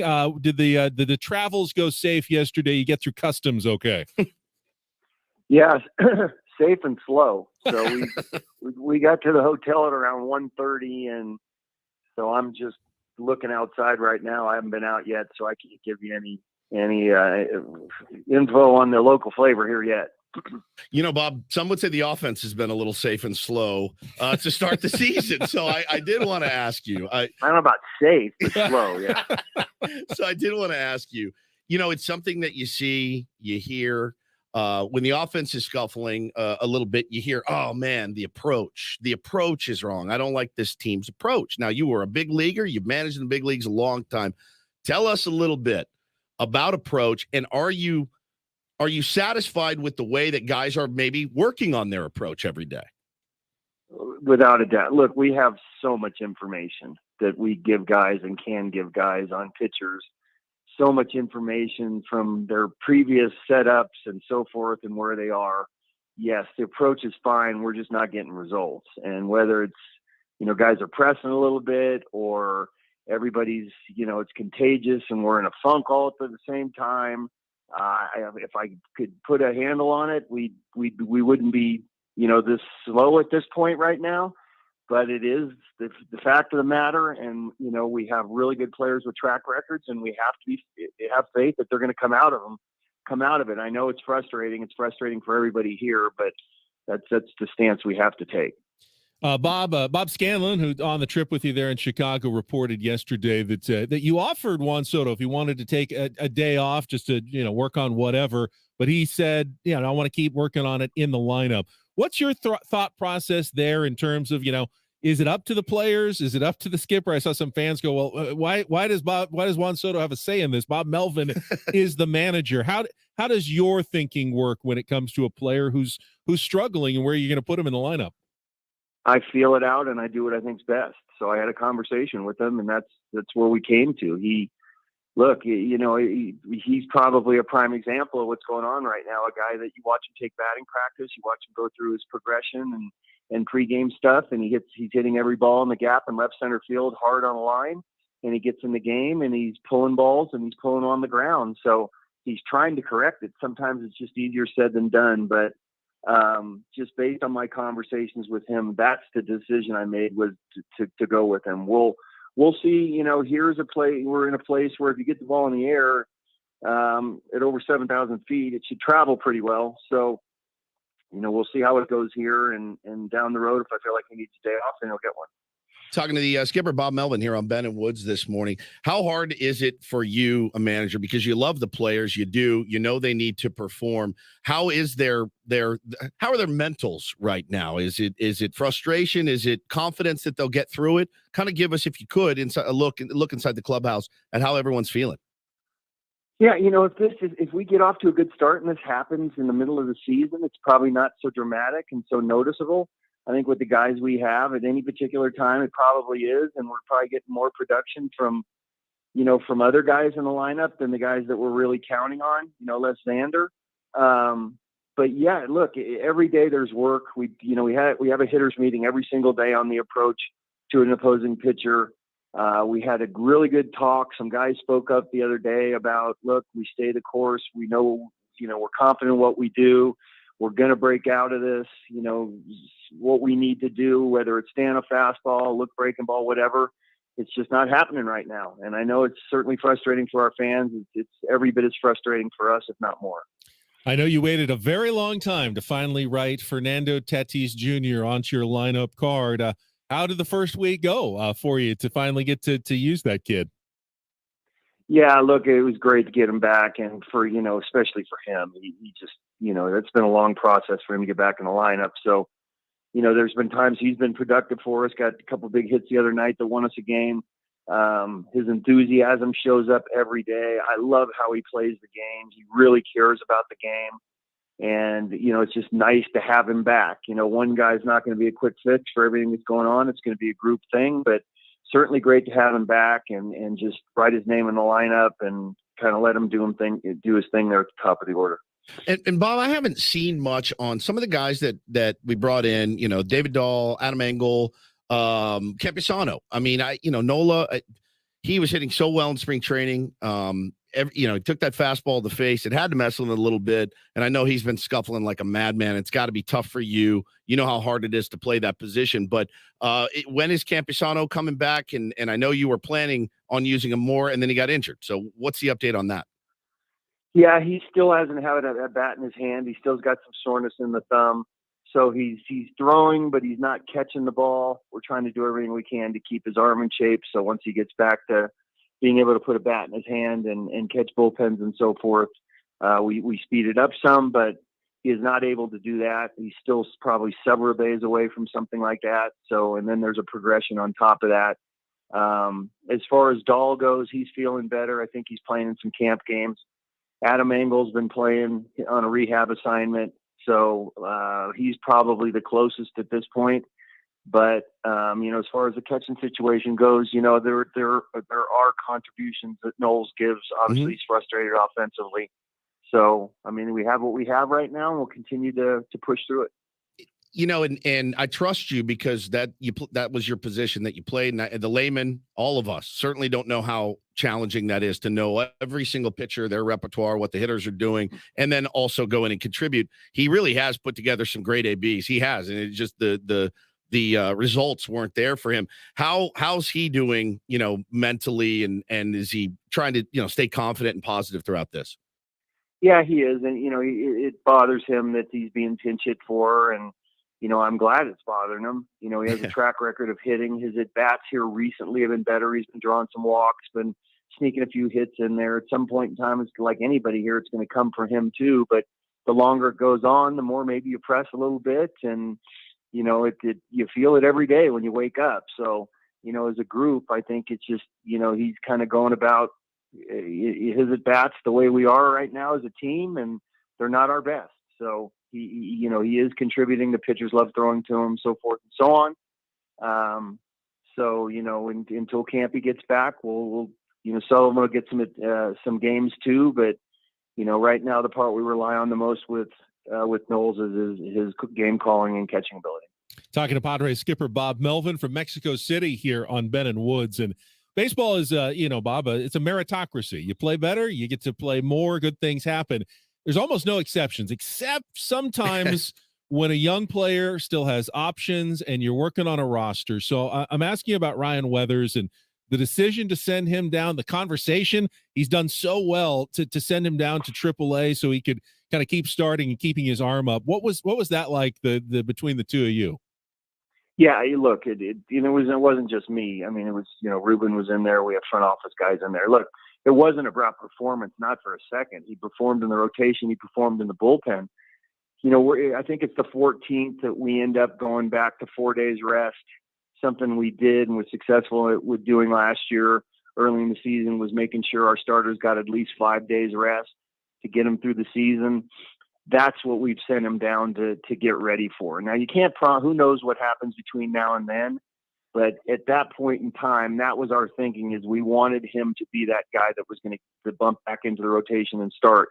Whether it's one turn, whether it's two turns, I'm not sure, but he the way he's pitched, even after he only starts a couple times, he's certainly put himself in the conversation of being in the bullpen because of his performance. This was not performance driven that he was sent down. Yeah, and I think that seems pretty obvious as a fan, even watching. The other guy, of course, was Nick Martinez, who was in the rotation. Now bringing him out of the bullpen. Man. As a skipper, how valuable is it to have a guy like that? We talked about him on the show yesterday in terms of those are the guys the championship teams always seem to have in their bullpen that can do a lot of different things. And we saw it again this week, Bob. There's nobody like him, really. So, he wants to start. Everybody wants to start who, be on the routine and so forth. But, man, not only did he pitch beautifully, one time around the lineup, 3 innings, he gives the best of the bullpen Les Hader that day a day off, which is just huge for us when you're playing, we started 24 out of 25. We have a 7-man bullpen, all those things. And now all of a sudden he shows up for 3 innings in a win game. It's a 1-run game at the time or a 2-run game. Not many guys can do what he can do in his versatility. So it's, at least for me, it's a big, a big comfort to have him back in the bullpen, knowing that not only can I rely on him, I can rely on him for multiple innings. And he's a guy that gets both lefties and righties out. And a lot of these matchup teams really don't know what to do with him. They don't know whether to pinch hit. They don't know where to stay with their righties because of his repertoire and his success with both sides of the plate. That's fascinating. I never thought of it that way. Talking to Bob Melvin, Padres manager here on Ben and Woods this morning, Bob. And I wanted to ask you too, your starting pitching, just kind of your overall take. I've really enjoyed watching Lugo pitch. He's a battler out there. Walker had a nice rebound. Blake Snell, again, 2 runs shouldn't be a nail in the coffin for any pitcher. I know you want more length from him. I know he wants more length, but is it do you turn up the heat on those guys a little bit more to try to get a little more out of them? Well, yeah, we try to push him a little more. Blake threw over 100 pitches in those 5 innings. So, he's a notorious slow starter. Tried to do some things to combat that, in the off season and leading up into spring training, and it hasn't gotten to that point yet where we see the dominant guy where he has in the second half, mostly in the second half. So, he continues to work on trying to get deeper in games, for walk 5 the other day, which wasn't ideal and got him out of the game a little bit earlier.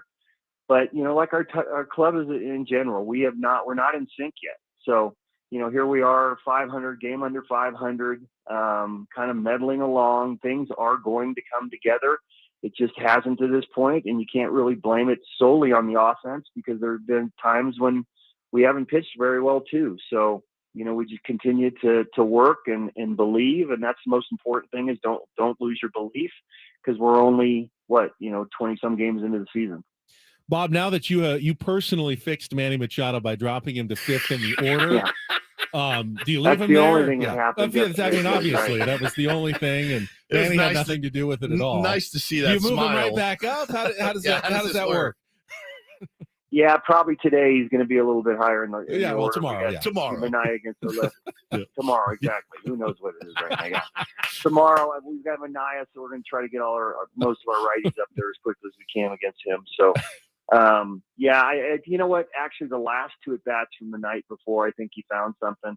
You could tell he was a little bit more balanced, and that's really key with him. He's not too quick onto the front side. Hands aren't coming with him and getting bad swings. So.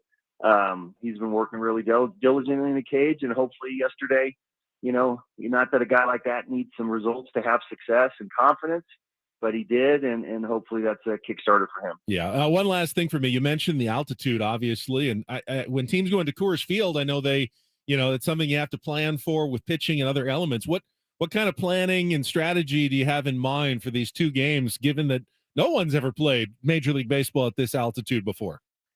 It's crazy, right? So I'm just trying to get through all the literature that our training staff's given us here in this day to figure out what I'm drinking and electrolytes and, everything. Are you just trying to maintain water in your body, let alone trying to figure out what, we're going to do on the field come tomorrow. So look, ball's probably going to fly. Both teams have the ability to hit some home runs. Should be exciting, but until we get out there today in the workout and see how the field plays and see how the ball carries, not 100% sure what it's going to look like. Well, just pass on a message from us.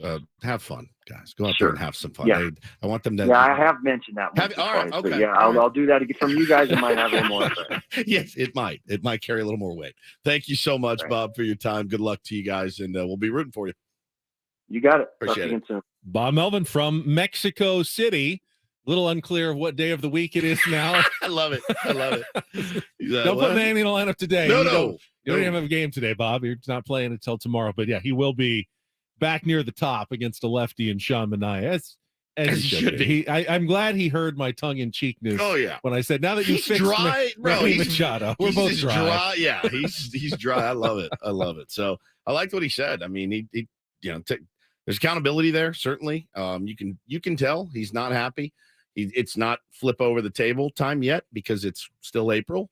That will grate on a team and not just that. He said it with his pitchers too. I mean, we push these guys, yeah. but then you can't push then Blake Snell and say, well, since you threw 100 pitches in the first 5 and we're pushing you, we're going to need you to throw 140 and go Right, to the 7th no, inning. You it- can't it do doesn't work that that because way.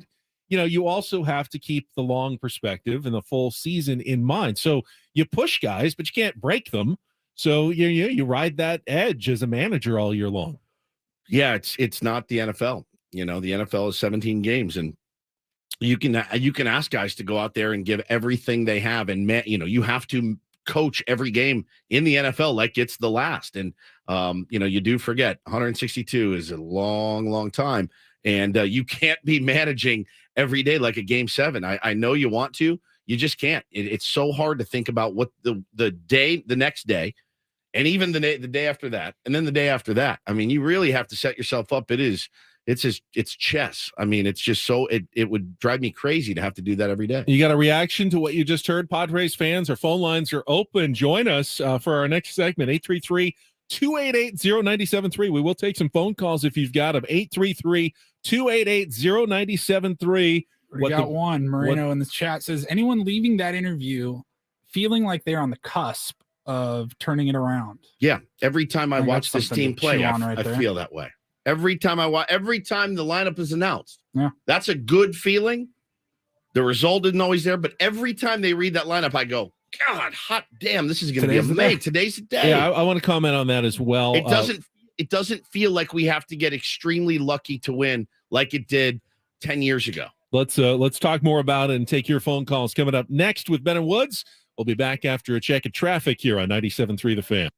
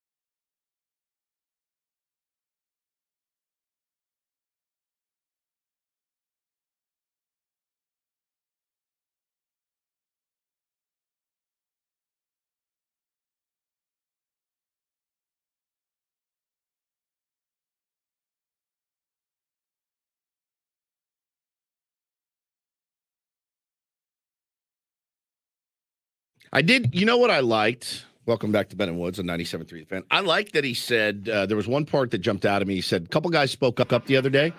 And I know it sounds crazy to everyone when the guys stand up and say, hey, let's just keep doing what we're doing. They always say the definition of insanity is doing the same thing and expecting different results. And I understand that. I think in baseball, you almost have to be a little bit insane. And you can't make big sweeping broad changes to your swing, your mechanics, right? Like you don't want Manny coming into the box going, I'm scuffling. I'm now going to stand like Giancarlo Stanton, right? And be completely closed instead of the way that he hits. You've gotten to this point. You've made a lot of money doing it. You're one of the best in baseball. It's going to come. You stick to it. It's hard to swallow. I get it. But I did love that he said the guys, some guys stood up, and we probably know who those guys are, and said, let's go. We got to get it together, and let's just keep grinding. I like that. One of the Brett Sullivan. Yeah. Sully. Cosgrove. Yeah, exactly. One of the hardest things to do in sports, in life, is to stay the course when you're not seeing results. So hard, man. Right away. We did it on this show. We first, year and a half that we were together, didn't see much results in terms of ratings and, success and audience and pay and things like that. And there were people pushing us like, oh, you got to change. You're doing it wrong. You got to do it differently. Friends that were loud said, oh, I listen to your show. It's terrible. You guys are doing it the wrong way. And then that same guy texted me a year later and said, I was completely wrong. I was completely wrong. But I couldn't have been more wrong. I'll give you the credit here mostly. You wanted to stay the course. This is the show. You wanted to do it this way. It wasn't the way other shows had been successful, focusing on NFL coverage and taking phone calls and sticking to sports all the time. You wanted to do something different, and it didn't show results right away. But instead of panicking and changing everything, if anything, you leaned harder into it. You leaned harder into the thing that everybody said wasn't working, and you committed yourself more to it. Yeah, we all did. And eventually, and you bought in. And everyone bought in. Everyone bought in, and they had success. And it's very similar to a baseball season. And had nobody bought in, we wouldn't be here today. So I am not, it's a good point that you make. But yeah, I think with baseball, it doesn't. Don't get the appearance that they're like, no, I know it's not working, but I don't care. I'm getting paid, so I don't care. That's not it. I mean, these guys are, bro. You have to have a massive ego to be a baseball player. You have to. Do you think a guy?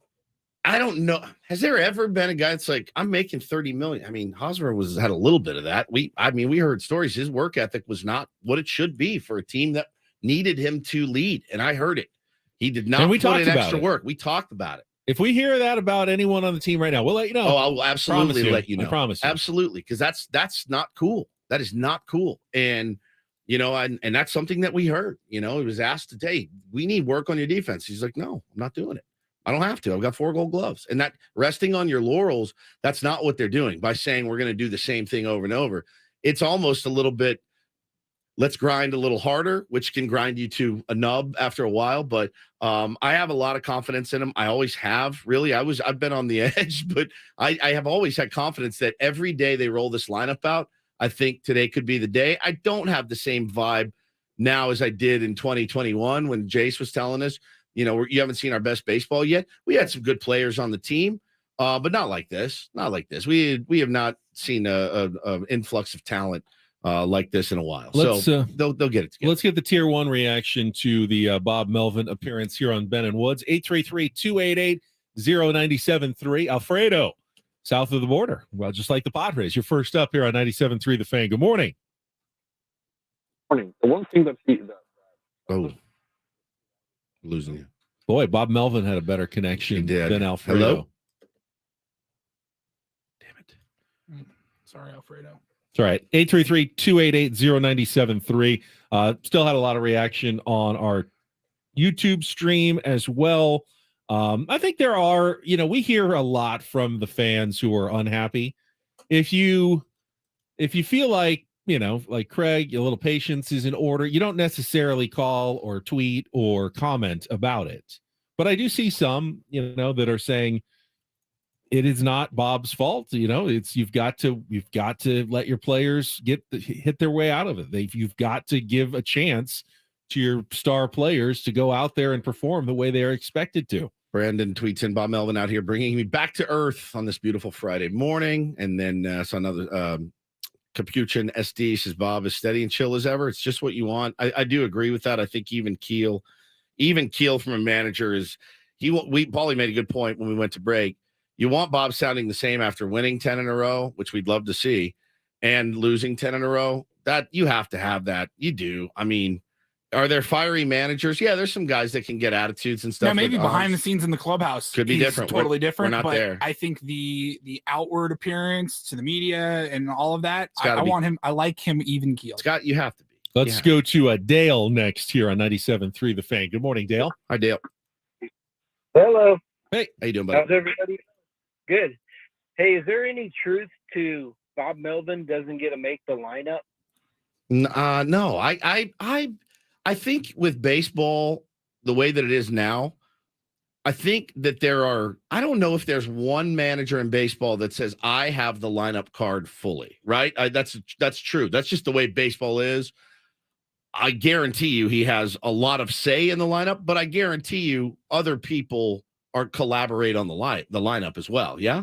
I don't think there's as many options as maybe people really consider. I mean, where are you going to hit Fernando Tatis Jr.? He's going to be right near the top. 1, 2, 3, 4. It's not that many options. You're going to get your star players up early. Yeah. There's no manager in baseball who doesn't want to do that. Yeah, there's little tweaks, and I promise you, AJ Preller and his staff will have some numbers, and you will have some thoughts, and we'll present it to Bob. But it is Bob who is making out that lineup card. It was Bob who moved Manny down, on a bit of a whim. There weren't any analytics that told him to bat Manny fifth. No, in fact, he's only done it one other time. Yesterday. But, Bob thought we need to change something up. That's the feel that a manager has that kind of defies the analytics sometimes. And if you don't believe that there's not some feel in baseball, then I don't know what to tell you. I'm a huge analytics guy. And I think, teams that ignore analytics do so at their own peril. But there are over 162 games. You can't just go by the book every second of every game all the time. You have to have a bit of a feel for your players, a bit of a feel for when it's human nature. Sometimes things just need to be shaken up a little bit. And, it seemed like the right time to do it for Bob yesterday to move Manny down in the order. Now, if he batted Manny fifth all season, I'd say you're insane. You're giving up dozens of at-bats for a great player over the course of the year. The analytics will tell you that you are hurting your team by doing that. Bob's not going to do that. He knows as well as anybody. Manny Machado. AJ's not going to do that either. No, they need to be higher in the order because they need to get those guys up more. It's pretty clear. So, yeah, Bob has his lineup card, but like any other manager, they get a lot of input. They get it's a team collective effort. Adam in the Padres tries front office to give us input on the show, and sometimes we take it and sometimes we don't.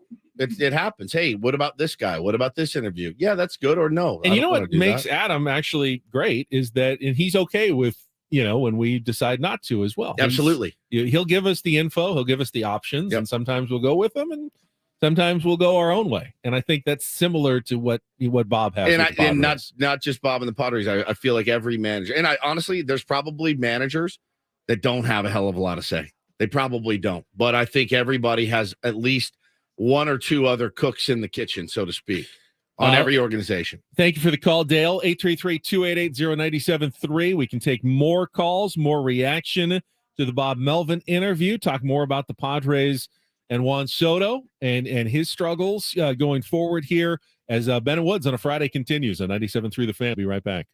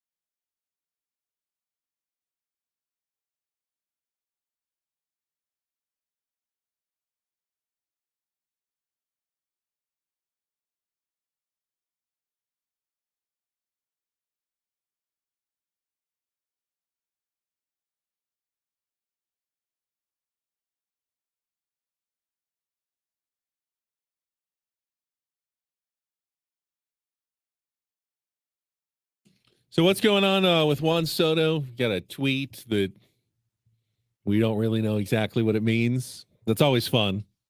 Live on the air. Yeah, it never gets us in trouble either. No, not at all. Never. Hang on. I had to refill my water or I would have had it ready. All right. Article. Okay. I'm going to translate this for you. Ready?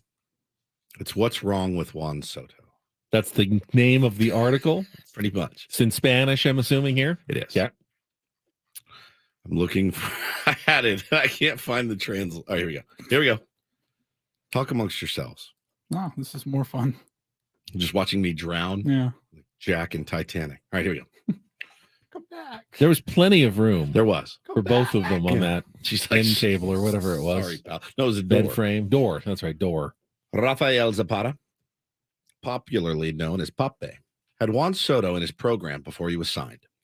He was the one who had the vision to change him from pitcher to hitter when he saw that Soto was going to have better fortune as a position player. Given Soto's low I didn't know that Juan Soto was a pitcher. I didn't know that either.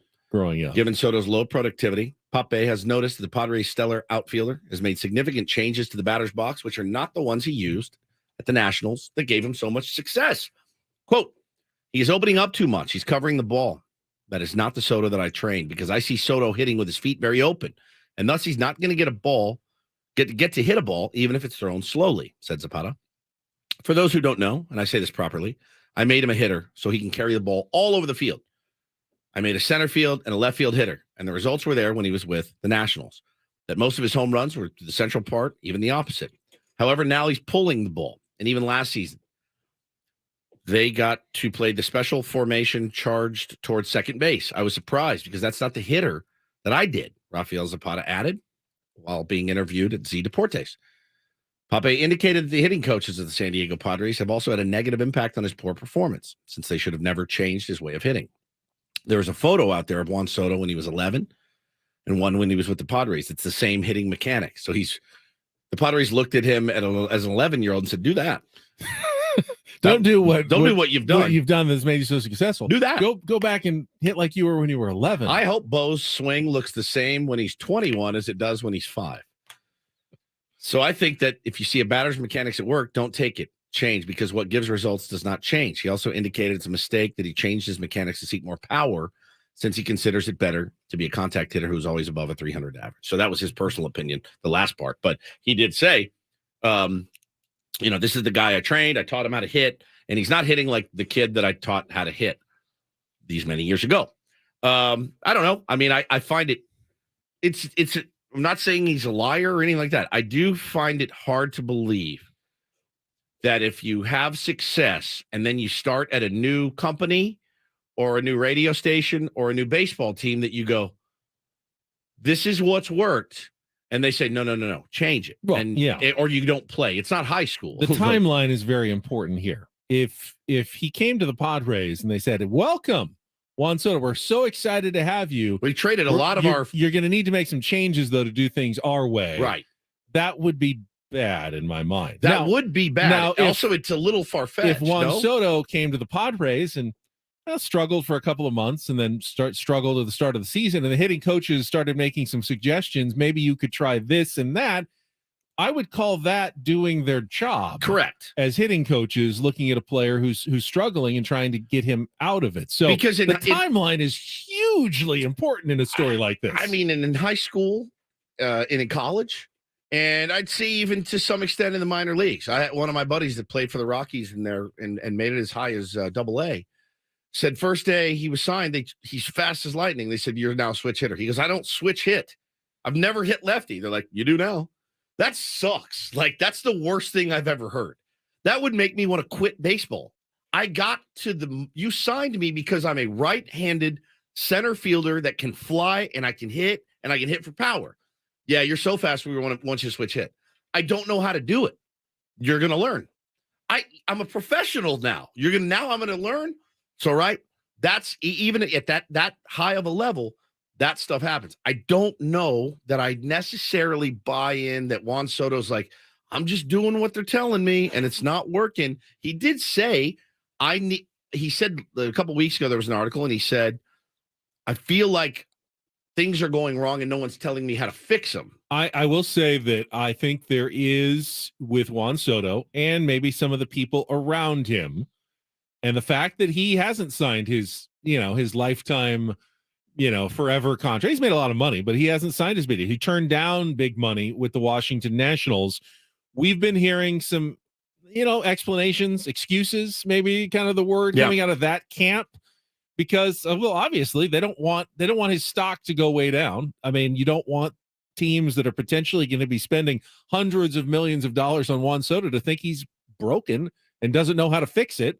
So you're probably going to hear some talk about how, no, not my fault. Not, obviously it's not something I'm doing right now. If Juan Soto came here, and I remember he was scuffling a little bit with the Nationals before the trade went down, but you still make that trade because you're getting Juan Soto. And don't forget how excited everyone that's crapping on his head was at the time. You were excited for a reason because you knew what you were getting.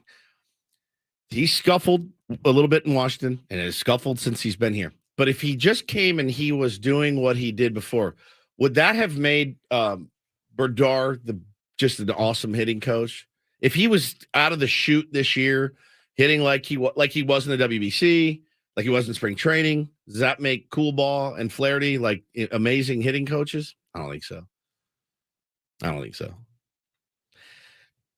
I don't. He's a good hitter. He's just not hitting. And he's in his dome and he's changed his approach and it clearly isn't what he was doing to have success before.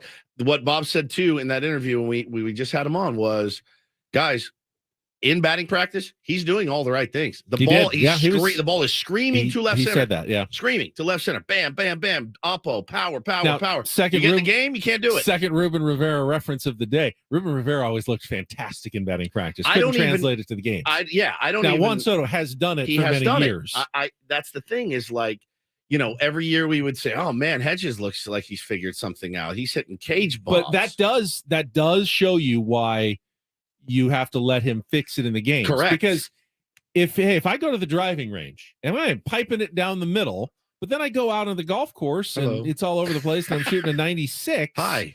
I feel seen. Where am I going to fix it? I go back to the driving range. Everything's perfect again. Ranger Rick. Yeah, I can hit it well in the driving range. Yep.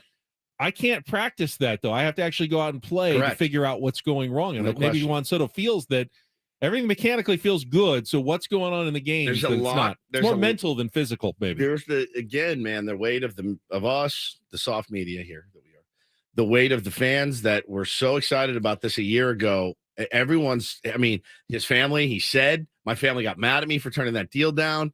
Bro, it's a lot. It's a lot. It's a lot. I mean, it's obviously not 100% either way, but do you believe Juan Soto's struggles, Paul, I'll ask you this too, tier ones, are more mental or more physical? Mental. 100%. Mental. Yeah. Just like Blake Snell's are, just like Juan Soto's are. Manny, I think Manny's mental, but I think he might have more physical. I might have a little tweak, might be a little banged up, and he's going to play through it.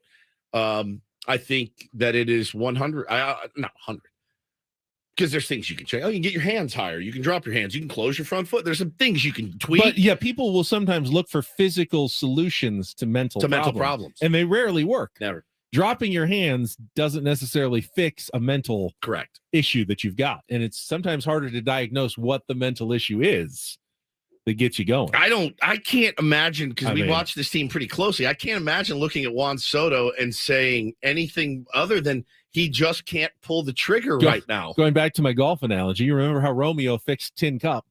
All right, put your keys in the left in the pocket. Turn your hat around. It's like it's sports. It can be mystifying sometimes.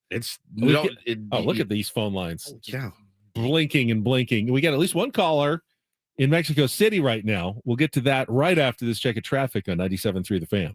From the premier Kia of Carlsbad Traffic Center, part of the Premier Auto family, here's Kelly Tannick. Guys, this North County ride just won't quit. They did clear a crash on southbound 15 before Gopher Canyon, but looks like a lot of residual slowing there. Then up ahead, we are getting reports of another collision. This is right before Poway Road. That's blocking the two left lanes. And Coastline ride's been tough. Crash cleared at the 78. Still seeing some residual on that. Up ahead past La Costa, there is a collision, not showing if lanes are blocked. Then an accident near Leucadia Boulevard. This one has got lanes blocked. We're talking middle lanes. Several vehicles involved in that. I'm Kelly Danick with Ben and Woods, San Diego's #1 sports station, 97.3 The Fan. All right, back out to the phones and down to the Ciudad de Mexico. And Charisma is calling us this morning. Hello, Charisma. Oh, God. Hi. Oh, God. Hey, guys. Hi, darling. How you doing? Well, the altitude has got me. Oh, no. Yeah, I mean, for the most part, I was okay yesterday, but the pyramids, I was dying up there. But it's all good. I feel better, but we are here over at Our Lady of Guadalupe right now, and I'm going to light a candle for the Padres. Thank you. And hopefully that'll work. I on mean, something, if it's but going to we'll work see anywhere, that. it feels like that's a good place to do it. Good I mean, place you're to getting, start. you're getting the authentic stuff there. Just don't film like a rap video in front of the. Yeah, don't have Chris do a dance in front of there and We don't- rap. we or don't need anything. any of that. That is like grounds for divorce. Yeah. from him anyway. Actually, I think there's been an absence of all of that. Maybe that's what we're missing to bring it back. you No, know? you're like that. That was the trick the entire time. No, no, Okay. we're not doing that. All right. Hope you guys have a blast. Other than that, how's the weather? Is it hot? It's warm. It's more. It's like in the 80s. It feels okay right now, but there's good breezes that come through the day, so there's some relief. There's a ton of Padres fans out here. Love it. I've only seen 2 Giants fans. Just 2. That's one was on our crazy. flight, but one came with a Padres fan, so they kind of cancel each other out. Yeah, that's even. We had like a car drive by us with Giants fans saying "Go Giants," but otherwise we've been seeing Padres fans everywhere. We just ran into a group here, and they're doing like a tour guide thing. But otherwise, I feel like this weekend will feel like a true home game Yeah. for the most part. Yeah, it's a home game on the calendar, and it based on what everybody, everyone's tweeting everything. It's going to be a home game. They are the only team in Major League Baseball whose team nickname is in Spanish. That's exactly right. You know? Exactly right. Can you say Padres? It's only one R. You don't I have know, to. but roll it. I like to. Padres. Yeah, good, very good. Well done, charisma. All right. Yeah, Chris was like, "You should call in," and I'm like, "Okay." And I had trouble calling in because I forgot I'm international, so I kept calling the number 0, without the +1. Yeah. Yeah, and I was getting a 1-0, and I'm like, "Oh God, that's not the right one." Well, thank you So I for was like, calling. "Oh, yeah." Hope you guys have a blast. Give our love to our beloved King Chris, and we will see you guys soon. All right, we'll see you guys soon. Okay, bye. All right. Thanks, bye. Charisma. 833. No, I don't even remember. Now we get international. 01-833-288-0973. If you're dialing us internationally, I think. I'm not even sure how international calls totally work. I don't know. Let's go to Chance. You were next up here on Ben and Woods on 97.3 The Fan. Hey, how you guys doing? Good. Sorry. How you doing? I'm doing good. Good, man. This is what I think what's going on with Juan Soto, and it's just from what I've read, from what I've seen. He's in front. He needs to relax, breathe, and get his eye back onto the ball. Yeah. There's a big thing last night I watched on ESPN last night. I forget who was commentating it, but he was showing the things that Juan Soto was doing. He's in front of the ball, like he needs to be his power. He's hitting the ball way in front of him. Yeah. So he's just not seeing the ball properly. He's not letting it, they say he's not letting it get deep. And when it does get deep, it's too deep and it's past him and it's on the corner and he's not spraying it to left field. I said it the other day, him and Manny, they're not on time. And that is the most important thing to be able to hit. You got to be on time. I think that's a pretty good observation, actually, Chance. And it actually reinforces what we've been talking about, how difficult it is to fix something, because you hear the fans and everyone screaming, he needs to do this. He needs to do more. He needs to do more. Sometimes the answer, and this is always the hardest answer, is sometimes you need to do less. Do less, puppy. Sometimes you need to relax a little bit. And it's the last instinct we all have. If things are not going well, most of us, and I guarantee you, type A baseball players, they want to grind harder. Yeah. They want to do more. They want to be even, more ready at the plate, really ready to attack that pitch as it's coming. And sometimes the solution is do a little less. Relax a little bit more. I'm really good at doing Let less. it come to you. When Ben will get panicked, he'll go, "We don't have anything tomorrow." I go, hey, good. We are at our best. It's true. I'm the I squeeze a little He tighter. is 300 balls off the tee, and I'm like, I'm rolling out of bed and stepping Woods, up. like our Daily Diddy song today, will hold on a little more loosely. A little more loose. I say, hey, this is fun. Use it as an opportunity. It's a completely blank canvas, and let's have some fun with it. And it usually works. It really does. So, yeah, it's like forgetting Sarah Marshall. Don't do anything, okay? Don't do anything. Do more than that. Well, you have to do a little more than that. She can't just sit there. But I will say, as the kind of person who just wants to do more, you're the Tommy Pham, 500 drives balls. me crazy. Yeah, you're 500 balls off you the tee. want to do it your way. Yeah. It's like, no, we can't do it that way. Do less. And baseball is oftentimes that way. But knowing the difference is also impossible because you do less and then you can really look bad. Yeah.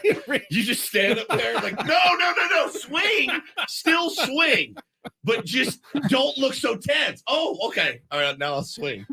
He just stands there with his bat on his shoulder. You told me to do less. I'm standing here. Come on, we don't want you paralyzed by analysis. It kind of feels that way sometimes, when he doesn't hack. I feel like those are conflicting ideologies. Yeah, I know.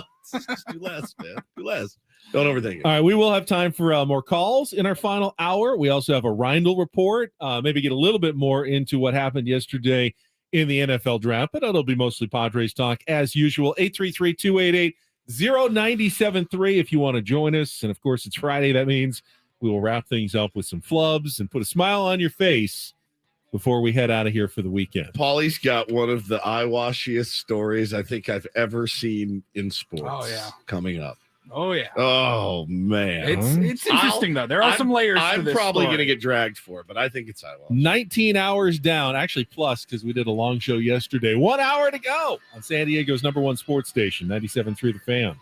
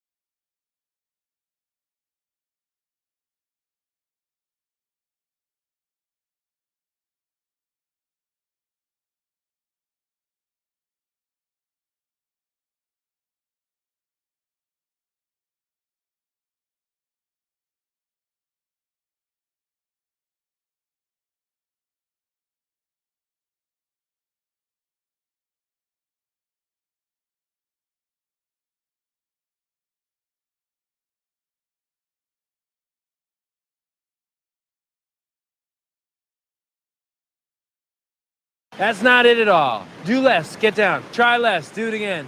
Pop up. Nope. Too slow. Do less. Pop up. Pop up. You're doing too much. Do less. Pop down. Pop up now. Stop. Get down. Get down there. Remember, don't do anything. Nothing. Don't try Pop to up. surf. Well, you got to do more than that because you're just laying. That looks like you're boogie boarding. Just do it. Feel it. Pop up. Yeah, that wasn't quite it, but we're gonna figure it out there. Let's go surfing. Come on.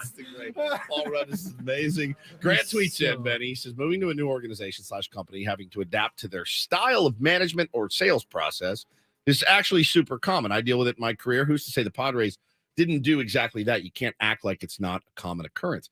I'm not saying it's not a common occurrence. What I'm saying is that you don't trade for a hitter and then try to change that hitter. You don't trade for a big arm at the. Who's the best pitcher in baseball right now? Ooh, Garrett Cole right now is probably the best pitcher in baseball, at least at this moment. So, 5-0. So you don't like a point something ERA. So you don't trade for Garrett Cole, get him here, and go throw sidearm. You don't. We believe in the sidearm approach here. Yeah, we really like you at on 3 our quarters. team. It's not. Yeah. It's not as simple. And I know what you're saying, Grant. I'm not trying to be a jerk. I'm not. It just when you trade for a hitter like Juan Soto, you know what the only thing you tell him, hey, have fun. Here's your uniform. Have a ball, kid. Go do what you've been doing. Now, when you do start to scuffle because of whatever reason, I'm here. I'm on a new team. Man, these fans are crazy. They want a winner. The passionate. I was playing to 400 people in Washington. I'm going to start pressing. Okay, once you start pressing, then you go and say, "Man, I'm dying. What are you seeing? You seeing anything?" And then they say, "Yeah, maybe you try flattening your swing or whatever." Then it may happen. But I don't think what happens is he got here and said, "Well, I'm here to do it the Padres way. You guys want me rolling over to second base and walking?" I don't think that's the case. I really don't. I do wonder how much the fact that he turned down a big contract it's massive. Is weighing on him. It's massive. And it wouldn't be massive to everyone. Well, you can say, well, the solution would be just lock him up long term and let him get that off of his plate. Like he doesn't have to worry about that anymore. You are good to go.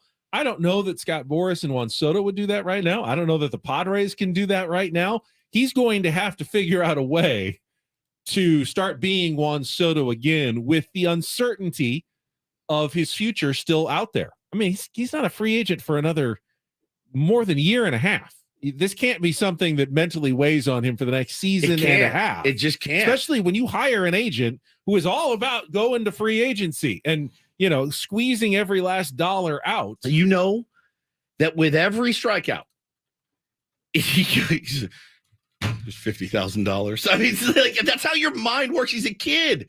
He's younger than half the AAA rosters, man. He's a kid who's had some success, and now he isn't. That's got to be gnarly. And I know it sounds like excuse making, but don't forget the way you felt the day that trade was pulled off.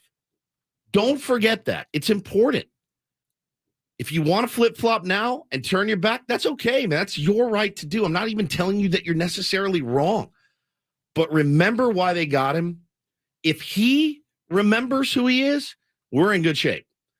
But you can see it grinding on him and wearing on him. And you hear Bob Melvin talk about how he's so relaxed and so good when he's working on his game. But when he gets into the game, he just can't pull the trigger and he's locked up. And I don't know what's going to get him out of it. I don't know. You sacrifice a live rooster. I'd do whatever it took, man, because I love that kid. I feel for that kid. I really feel for him. I can't imagine Adam coming in and giving me an offer of $1 million a year and me going, no way. Our ratings are so good that we can go somewhere else and I can get double that. Then the contract runs out and the other offer, they go, oh, we're going out of business. And then I got to go back to Adam and go, can I get that $1 million? He's like, no, I'll give you 80 grand. Like, I can't even imagine what that must feel like. What would happen? Turn your mic on. What would happen right now if the Padres offered Juan Soto, 12-year deal, $380 million, something like that, some insane amount of money, but less than he was getting offered by the Nationals. I mean, would Soto and Boras reject it, like laugh at it and go, we're not signing for that. We're not giving you a discount. I don't know, because would Padres fans go, how could you How offer could a you guy do who's this? struggling like that much money? I know. Why would you lock in to 12 years with a guy who has not hit consistently once since he's joined your team? Right. Would everybody be unhappy with that right now?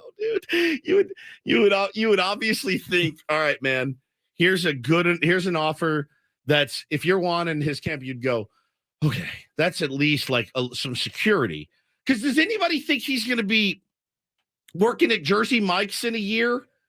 Does anybody think he's done? He's going to wash out of baseball? I don't think he's going to wash out of baseball. What you don't want to happen, though, is him go to the Mets and hit 370 with 48 bombs. You just can't. Steve Cohen's somebody's going to take a flyer on Juan Soto if he hits free agency. Trust me. I would bet you my house on that. He's not going to be, you want it toasted? All right. Pain in the ass. Tuna's not fresh. It's still from yesterday. No, it's not going to happen. It's not going to happen. So we know that. And the dude is just, it's killing him right now. To turn down that much scratch it's unfathomable. And he's kicking himself probably every day. Had he to do over again, guess where he'd be playing right now? Washington. Forever. If he had it to do over again, I promise you that. He bet on himself, and so far, it ain't working. And I don't think he's mad about the Padres trading for him. No. I mean, that's what he wanted. And by all he's the one who set that process in motion. 100%, They know that. They know that. It's just so confounding. It is, we've talked to big leaguers, former big leaguers, it doesn't make sense. I agree with that, but I just challenge you to remember how you felt when you got him. How happy you were when you got him. He's had 275 at bats here, which is not nothing. It's not nothing at all. It's enough to look at and go, all right, he's scuffling. No one's denying that. It's about half a season. Yeah, no one's denying he's scuffling. I'm first one to tell you when he comes up, I'm sick to my stomach right now. For him, for us, for you guys listening. And it's not like he's 0 for 4 strikeouts every day. I mean, he got a knock, got on yesterday. I think he's still second on the team in home runs at this point. He's still a plus WAR player because he gets on base and walks. He actually is got on base twice yesterday. Yep. Hit a hard line drive, for a base hit. He's not completely lost. He's sort of there. He's pretty lost, but it's not. There's no consistency to the at bat. There's just not a lot of consistency. All right, we'll continue this discussion. We Take don't more have of your to, phone my God. calls. Right now, though, let's get some other headlines in today's Rindle Report. And get things started here with our today's edition of the Rindle Report. Now tuned into the greatest. Welcome to the Rindle Report with Paul Rindle. Hi, Paul. All right. 2 stories from the world of sports that we haven't gotten to yet. We'll start off in Major League Baseball. And 1 story that you didn't know you needed. Are you laughing, biatch? It's the Rindle Report Hey, Paul, how you doing? Okay, how are you? on 97.3 The Fan. Are you ready to bless the mood? I need some help, please. That was good. Can I get a yeah? Oh, yeah. All right. All right. Gentlemen, we'll start. We actually got a couple of football stories here. In the NFL yesterday, it was almost exclusively NFL draft talk, but there was a big story, and it wasn't related to the draft. Lamar Jackson signed a 5-year, $260 million contract with 185 of that guaranteed money. You know what he had to pay his agent? $0. Yeah. His mom did a lot of the work, apparently, negotiating the deal. I saw, even if the agent That's was only going to amazing. get 3% of that contract, Yeah. he's still saving like $5.5–6 million. Yeah, a lot of dough. And he still ends up as the highest paid quarterback in the NFL per season. Pretty cool. At $52 million. Now, $52 million. He didn't get as much guaranteed as Deshaun Watson, of course. I mean, who's going to make as much as Deshaun Watson with how flawless his career has been so far? Great. But I mean, he did pretty well for himself. Ended up back with the Ravens. It took a long time. They've been working on this for 2+ years. Had at one point said he wants to be traded. Yeah, but it ultimately, got a little tumultuous, and I was a little surprised even when I saw that. I was too. He is going back to Baltimore. Okay, there we go. Next up, I actually heard this about an hour ago from Boomer Esiason on one of our commercials. Thanks, Paul. Sports Minute. Thanks for the shout out. Happy birthday. But I heard him say something. I got to look into this. So Arch Manning, quarterback for Texas. We have heard his name for a while. Obviously, a very familiar last name. He was the top high school quarterback heading into now his time at Texas. And it was announced yesterday. Steve Sarkisian is the coach. And he was asked about whether or not or how much money in NIL money that Arch Manning has taken. And Sarkisian said 0. You want a story on this? I got it. So Arch Manning, everybody is under the assumption that this was an NIL deal for him to come to the University of Texas. It was absolutely not. He has taken 0 money from NIL. And he got a text from Arch's father, Cooper Manning, the other Manning. That said, in the end, his dad texted me and said, if there's a message to tell any of the recruits that you're recruiting, it's that Arch Manning is coming to Texas because he loves the University of Texas. All He right, loves the fine. coaches. He loves the program. This is not about NIL. Now, look, obviously, any Manning doesn't need the money.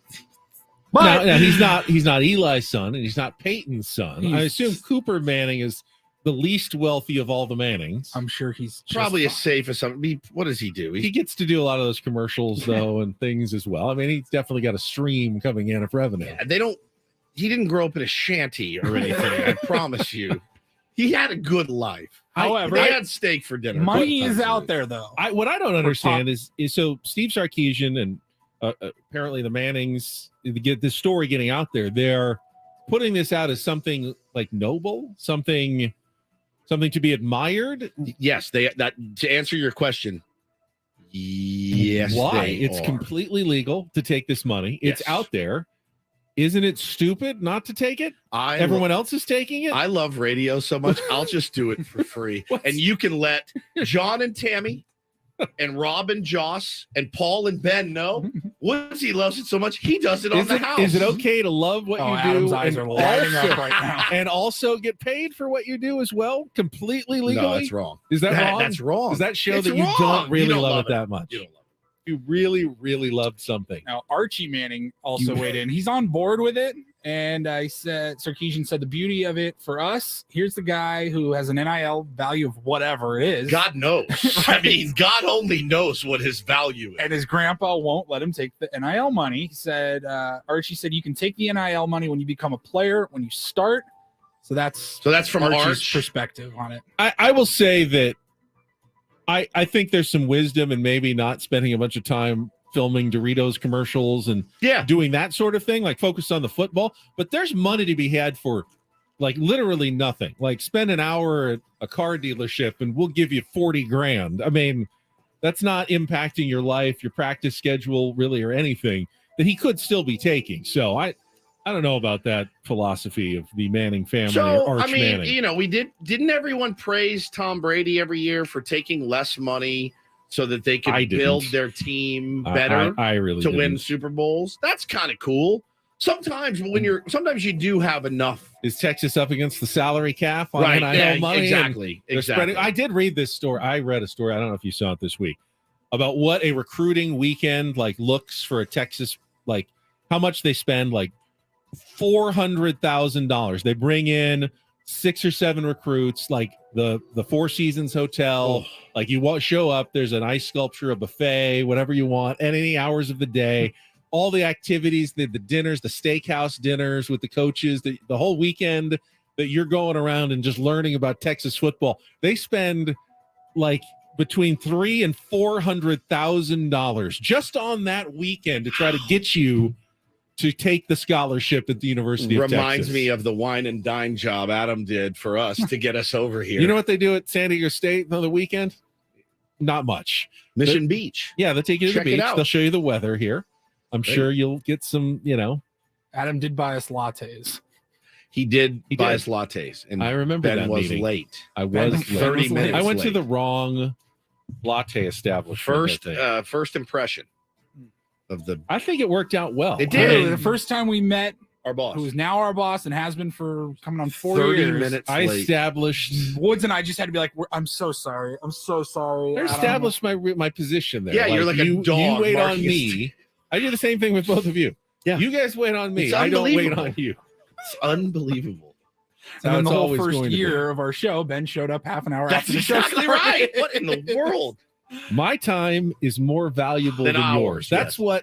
that's pretty much the message I'm trying to give You're at unbelievable. all moments. That's incredible. All right, and finally, quickly here, got another sequel in the works. Apparently, Vince Vaughn is working on a sequel to the 2004 hit Dodgeball.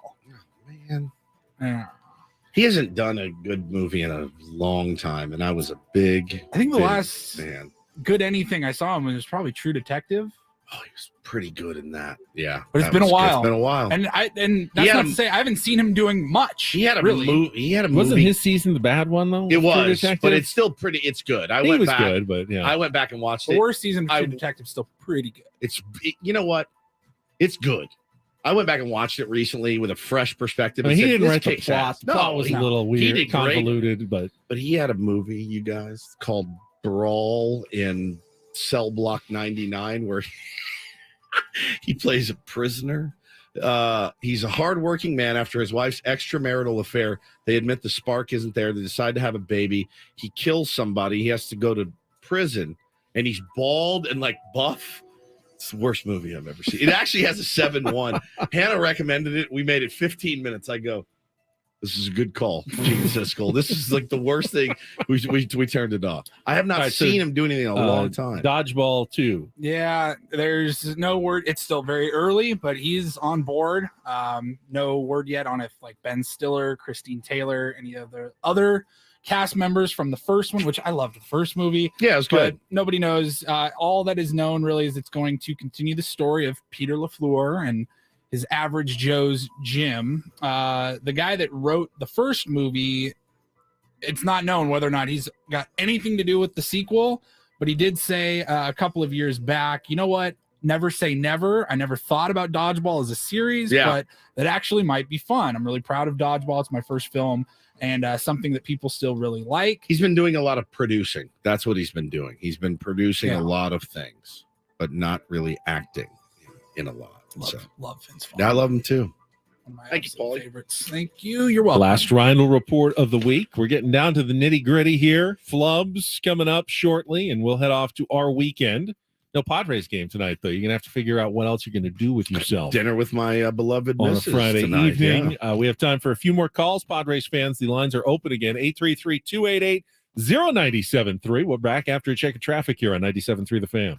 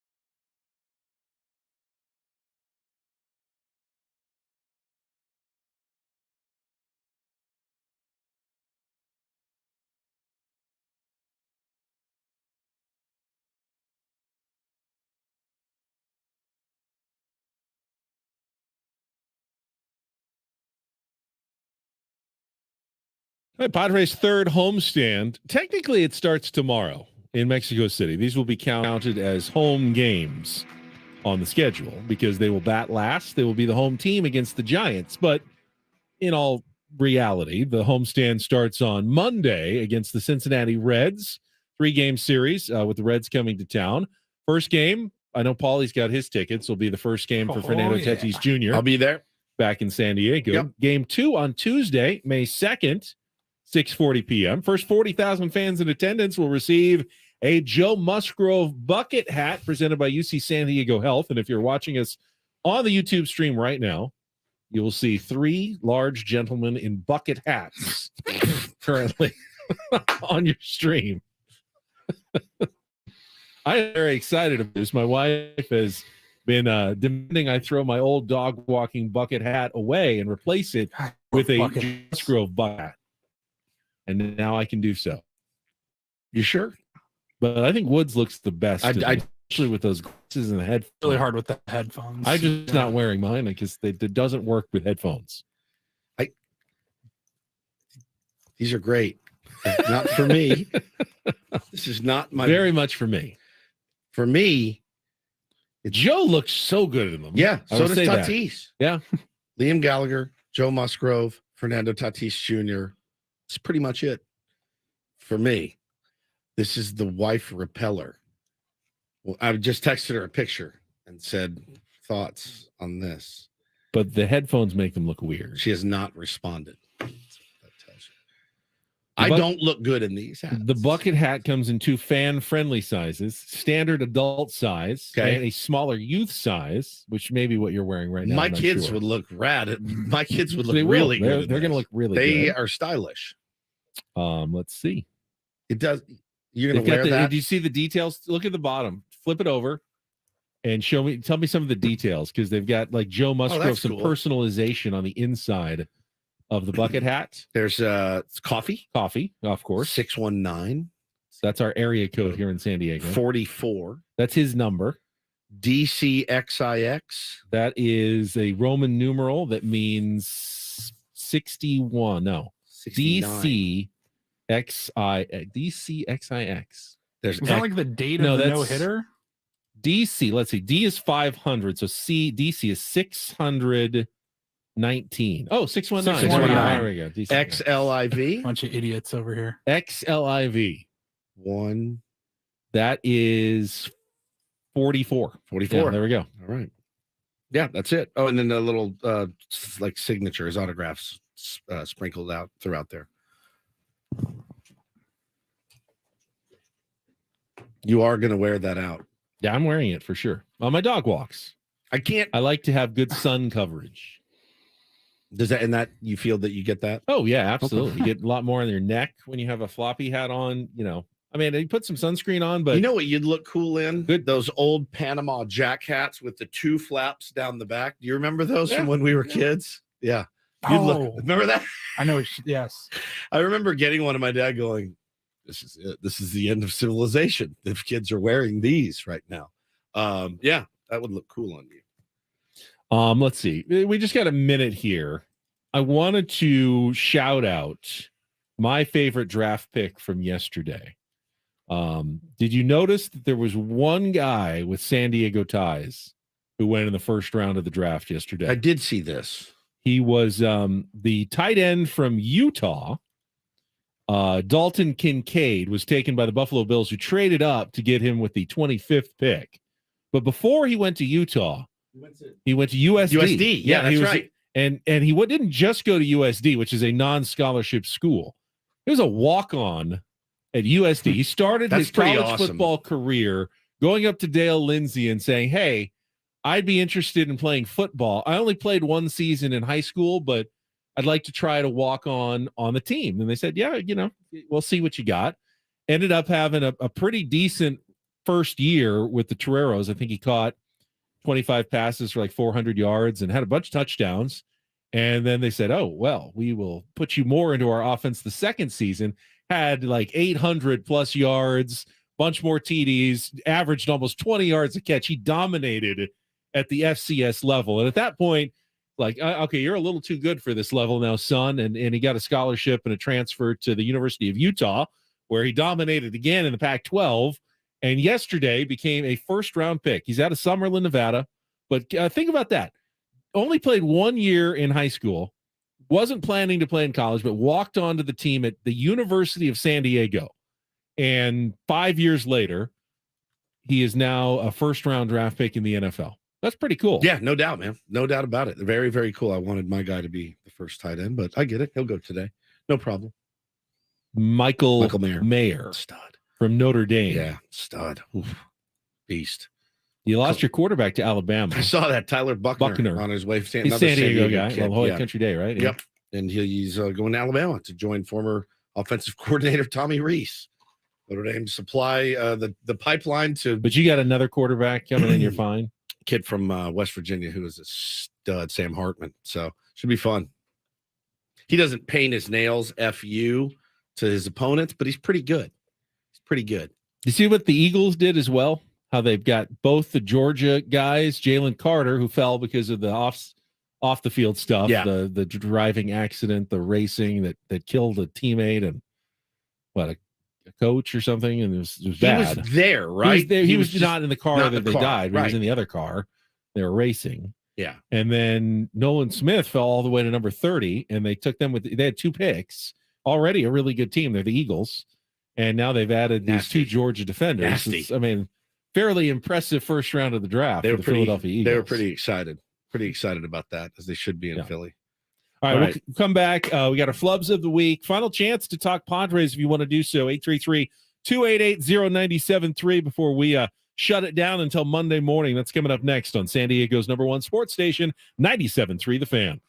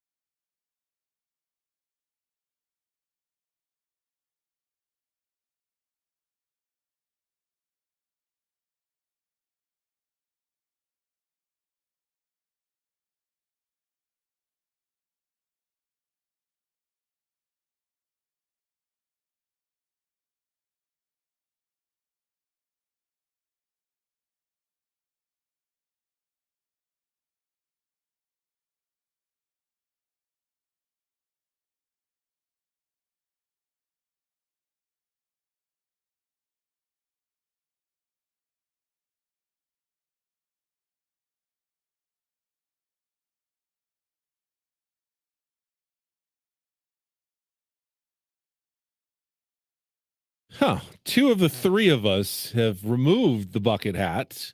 One continues to proudly wear it, though, here on 97.3 The Fan. Took mine out. I'm taking it to Bo. Joe is his favorite. Joe is like, he loves Joe Musgrove. So I'm going to take this to him. I didn't want to get it dirty. It's very What are you doing with thoughtful yours, of Paul? you. Because, as you know, Adam wants one. Adam does. As you know, the most important things for 5-year-olds is to make sure everything stays nice and clean. Yes, all clean. the time. Cleanliness is next to godliness. I had in to our take home. mine off because I am an audio professional. Yeah, and I I need to couldn't be able. hear. I can't. Dad, is quite that hear. bucket hat in mint condition It still? is. It or is, son. Did you wear it for a while? No, I took it off. You're good, bud. You are good to go.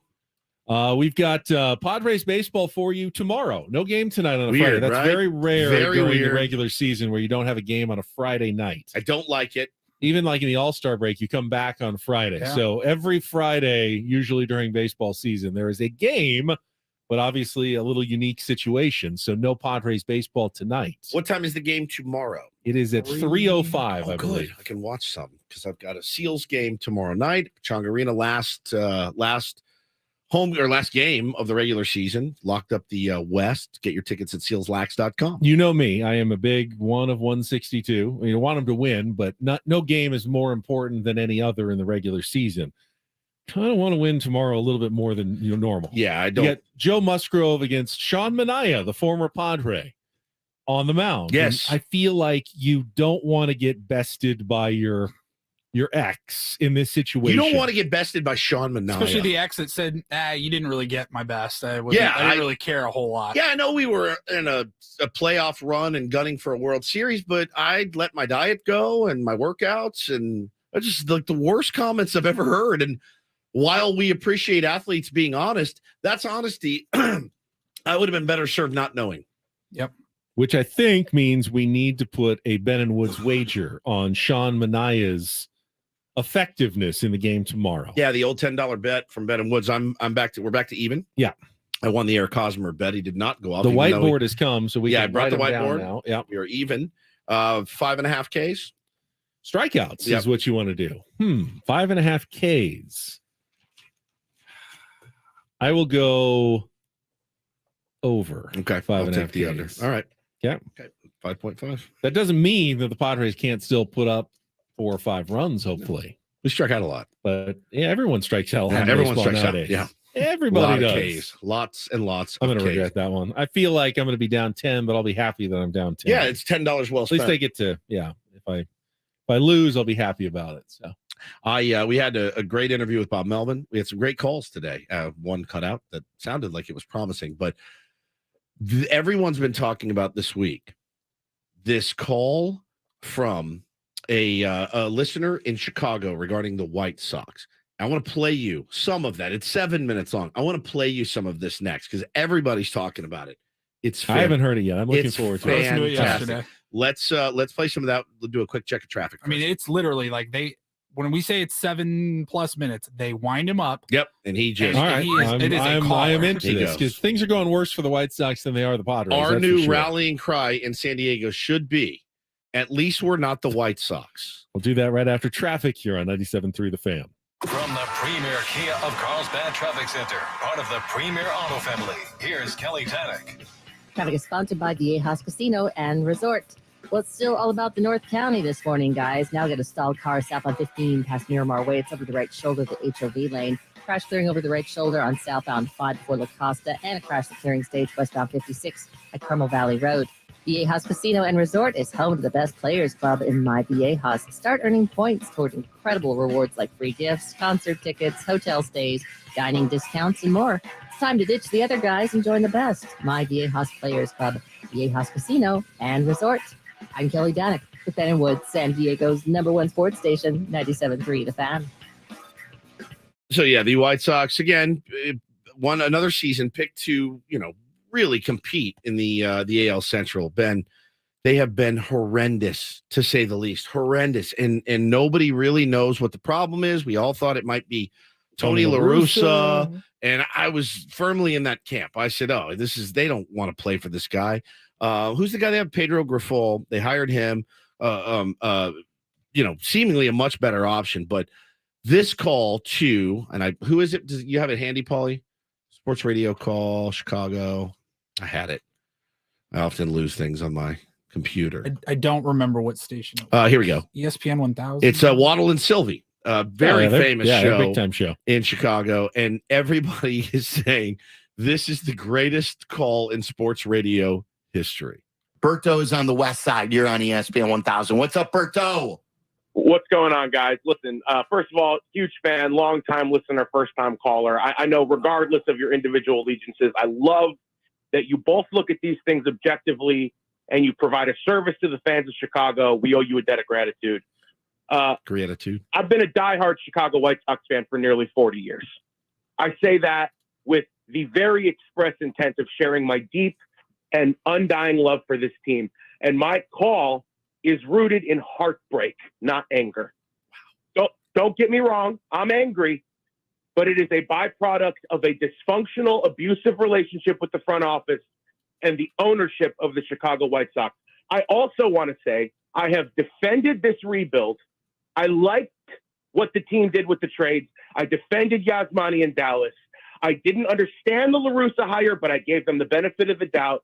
I forgave the free agents they let go. I was befuddled by the Benintendi and Clevenger signings, but you know what? I said, I'm going to give them one last shot. And when they canceled Sox Fest, like the cowards they are, I knew something was up.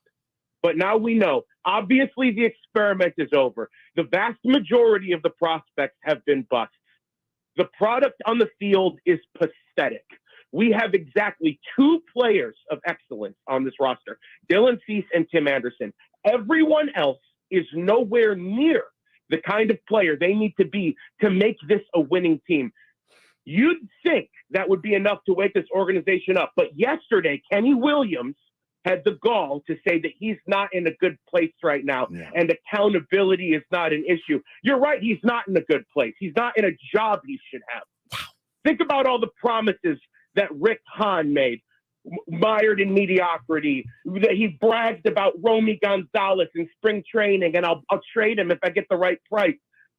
Think about the things Grifol said, come to the park, we're going to kick everyone's butt. They must have been talking about the fans, not the other teams. The entire lineup is batting under 220. The best hitter on the team is Jake Berger. We're a AAA team. Our right fielders are hitting 180 with a weighted run created plus of 28. I don't even need to tell you about the pitching staff. Katz has got to go. Moncada, TA, Eloy, Yaz, Joe Kelly. It's week 4. They've all already been hurt. Tens of millions of dollars on replacement level players while stars go elsewhere. We're 11 games under 500. The Bears needed 12 now. 6 months to get 11 games under 500. We needed 3 weeks.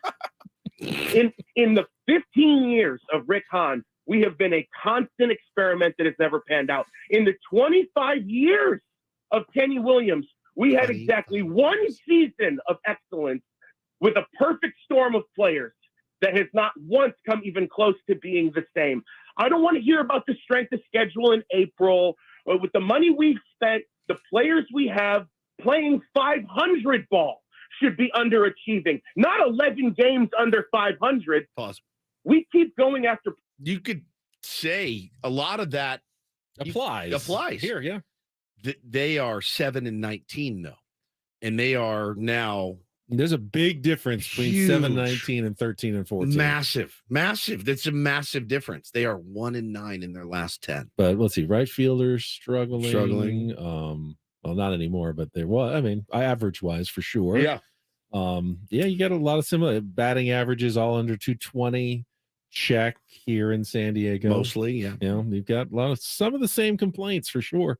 We keep going after players that Rick Hahn liked 5 years ago. Lance Lynn, over the hill. Yaz, over the hill. Benintendi, he wanted him in the draft 6 years ago. He's got a .1 WAR. Clevenger isn't just a clubhouse cancer and a disgusting human being. He's a horrendous pitcher. Joe Kelly has been useless. We signed Vince Velasquez. Give me a break. John Jay, Yonder Alonso. Between them, that's $200 million on a bunch of black holes and an ERA of 240. The entire organization is poisoned. The entire way that they go about their business is a failure. Firing Rick isn't enough. Firing Kenny isn't enough. If Chris Getz gets promoted and we have to sit through another 15-year retool rebuild, you're just going to hear from me again in 2038. I don't care if we go on a torrid winning streak in May and June and somehow get back to 500 ball, and then we scooch our way into the postseason and the wild card, only to get bounced right away by a team that's actually good. We have no depth in our organization. One injury and we are done. This process isn't working. Our farm system has been in the bottom 10 for 45 years, aside from the one frame of time when they traded all our talent away and graduated them all right up, and then we were the worst again. Pause. It has been 5 minutes. You have not heard from the hosts. Not a since word. They put him on. Why Not would you? a single That's word. great call. I mean, it's fantastic. It's literally the best call that's ever happened in sports radio. It's There good. is one solution. In his final years, Jerry Reinsdorf, who, by the way, wouldn't even have the reputation he has if he hadn't have lucked upon Michael Jordan at 3 in 1984, has the courage to get rid of the yes men around him and fire everyone. He bought into the Chicago Bulls and the White Sox for $20 million. He's worth $2 billion now. He needs to use a fraction of that money he made on the backs of Chicago's blue-collar baseball fans and pay for a front office to come and rebuild everything. Rick Hahn and Kenny Williams cannot be trusted to rebuild this team again. They need to retire and go off into the sunset and play golf with the millions of dollars they made on their cushy paychecks for a job that they had a longer leash for than any executive in the history of the modern era of baseball. Let someone qualified come in and run this team. At this point, we would need a historic turnaround to even be mildly relevant. Still got one more Everyone minute. said the AL Central was weak, and it might be in comparison to others, but the Sox aren't better than the Guardians or the Twins. We're not even better than the Royals. And the fact that we're only incrementally better than the Tigers is exactly the kind of indictment on this organization that we need. The lack of success that this roster has is a referendum on what we've already seen in 2006, 2007, 2011, 2013, 2015, and 16, and the excruciating last 7 years that only led to this. I mean, Stoney is more worried about Lance Lynn eating a salad than the entire organization not knowing how to teach major league prospects how to hit a baseball. Is now all right, Ferdo. Is now a good time to remind him too that they traded Fernando Tatis Jr. for James Shields. Oh, if the host would have dropped that in there, he might have. Yeah, he might. That might have I think been we're about a month and a half away from Major Garrett delivering a similar rant on our show. Things don't turn around a little bit here.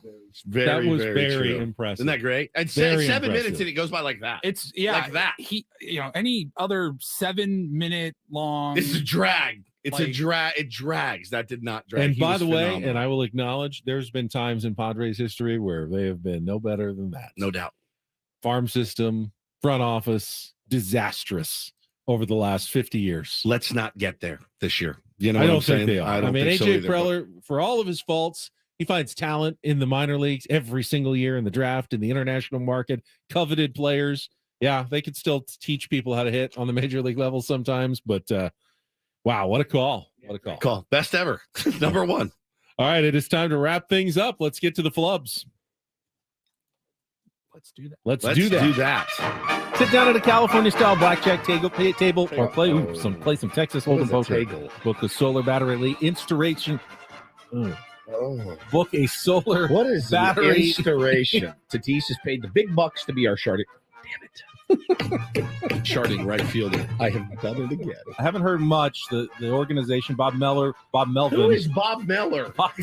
Had him on today because Penske Lincoln's Dong Days of Summer Whoa. sales event is on right now. Benny and call a public safety power shutoff. The meteorologist at STNG. I'm in trouble too. The ump show is starting in 4 minutes. Stu We gotta go. Let's go, babe. Sherwater's behind the dish. Come on. The dish. And of course, San Diego State taking on number 14 Utah Bring it. All right, we'll play this audio for Oh, you. guys.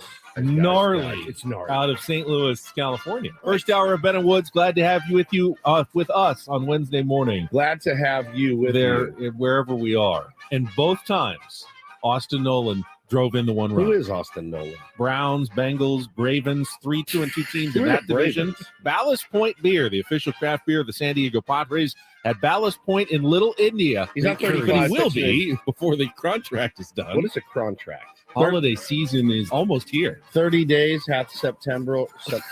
And that is do this What? for Dude, Wednesday. don't. Ben Woods back after a check of traffic on 97.3 Fan. He's got the fifth most wins coaching time, all-time coaching. Fifth most, yes. February 12th, State Farm Stadium in Glendale, State what? Arizona. State Farm Stadium. That's not what I heard. That's not what I heard either. Our first sound from Padres Spring Training 2013. I think when a veteran pitcher is having success with wow. those numbers, 6-year history of Major League Rugby. I'll give What you is rugby? Sam Spring Tank, Wow. San Diego's number one sports station, 93 The Fan. We're just talking about Landon Jonovan.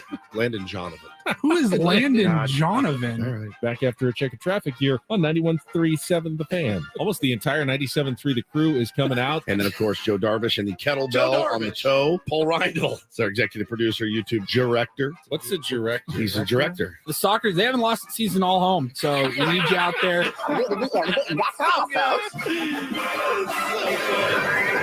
Lost its season. All home. Oh, that's fantastic work, gentlemen. Oh, We didn't add to it this week. as Joe did says, not. Ben looks like he's ready to hit the pond with his favorite rod and reel. You I am really with my do. Joe Musgrove bucket hat on. Some perfect weekend activities. I take it you won't be fishing this weekend. I will not be gone fishing. I will watch some NBA basketball tonight. Got the Lakers Warriors doubleheader. I think it's Warriors Kings at 5, and then Lakers Grizzlies, both game 6s with the home team trying to close it out. They do not want to go back. No. Whether it's the Warriors to Sacramento or the Lakers to Memphis for game 7. So big NBA games tonight. Beautiful. I will not be watching. I'm going to No, you're going to watch the second and third round of the draft Yeah. religiously Religiously. tonight. Now I've got a date with the missus, dinner, and sleep. That's it. Sounds like a Exhausted. Friday. Yeah, I'm exhausted.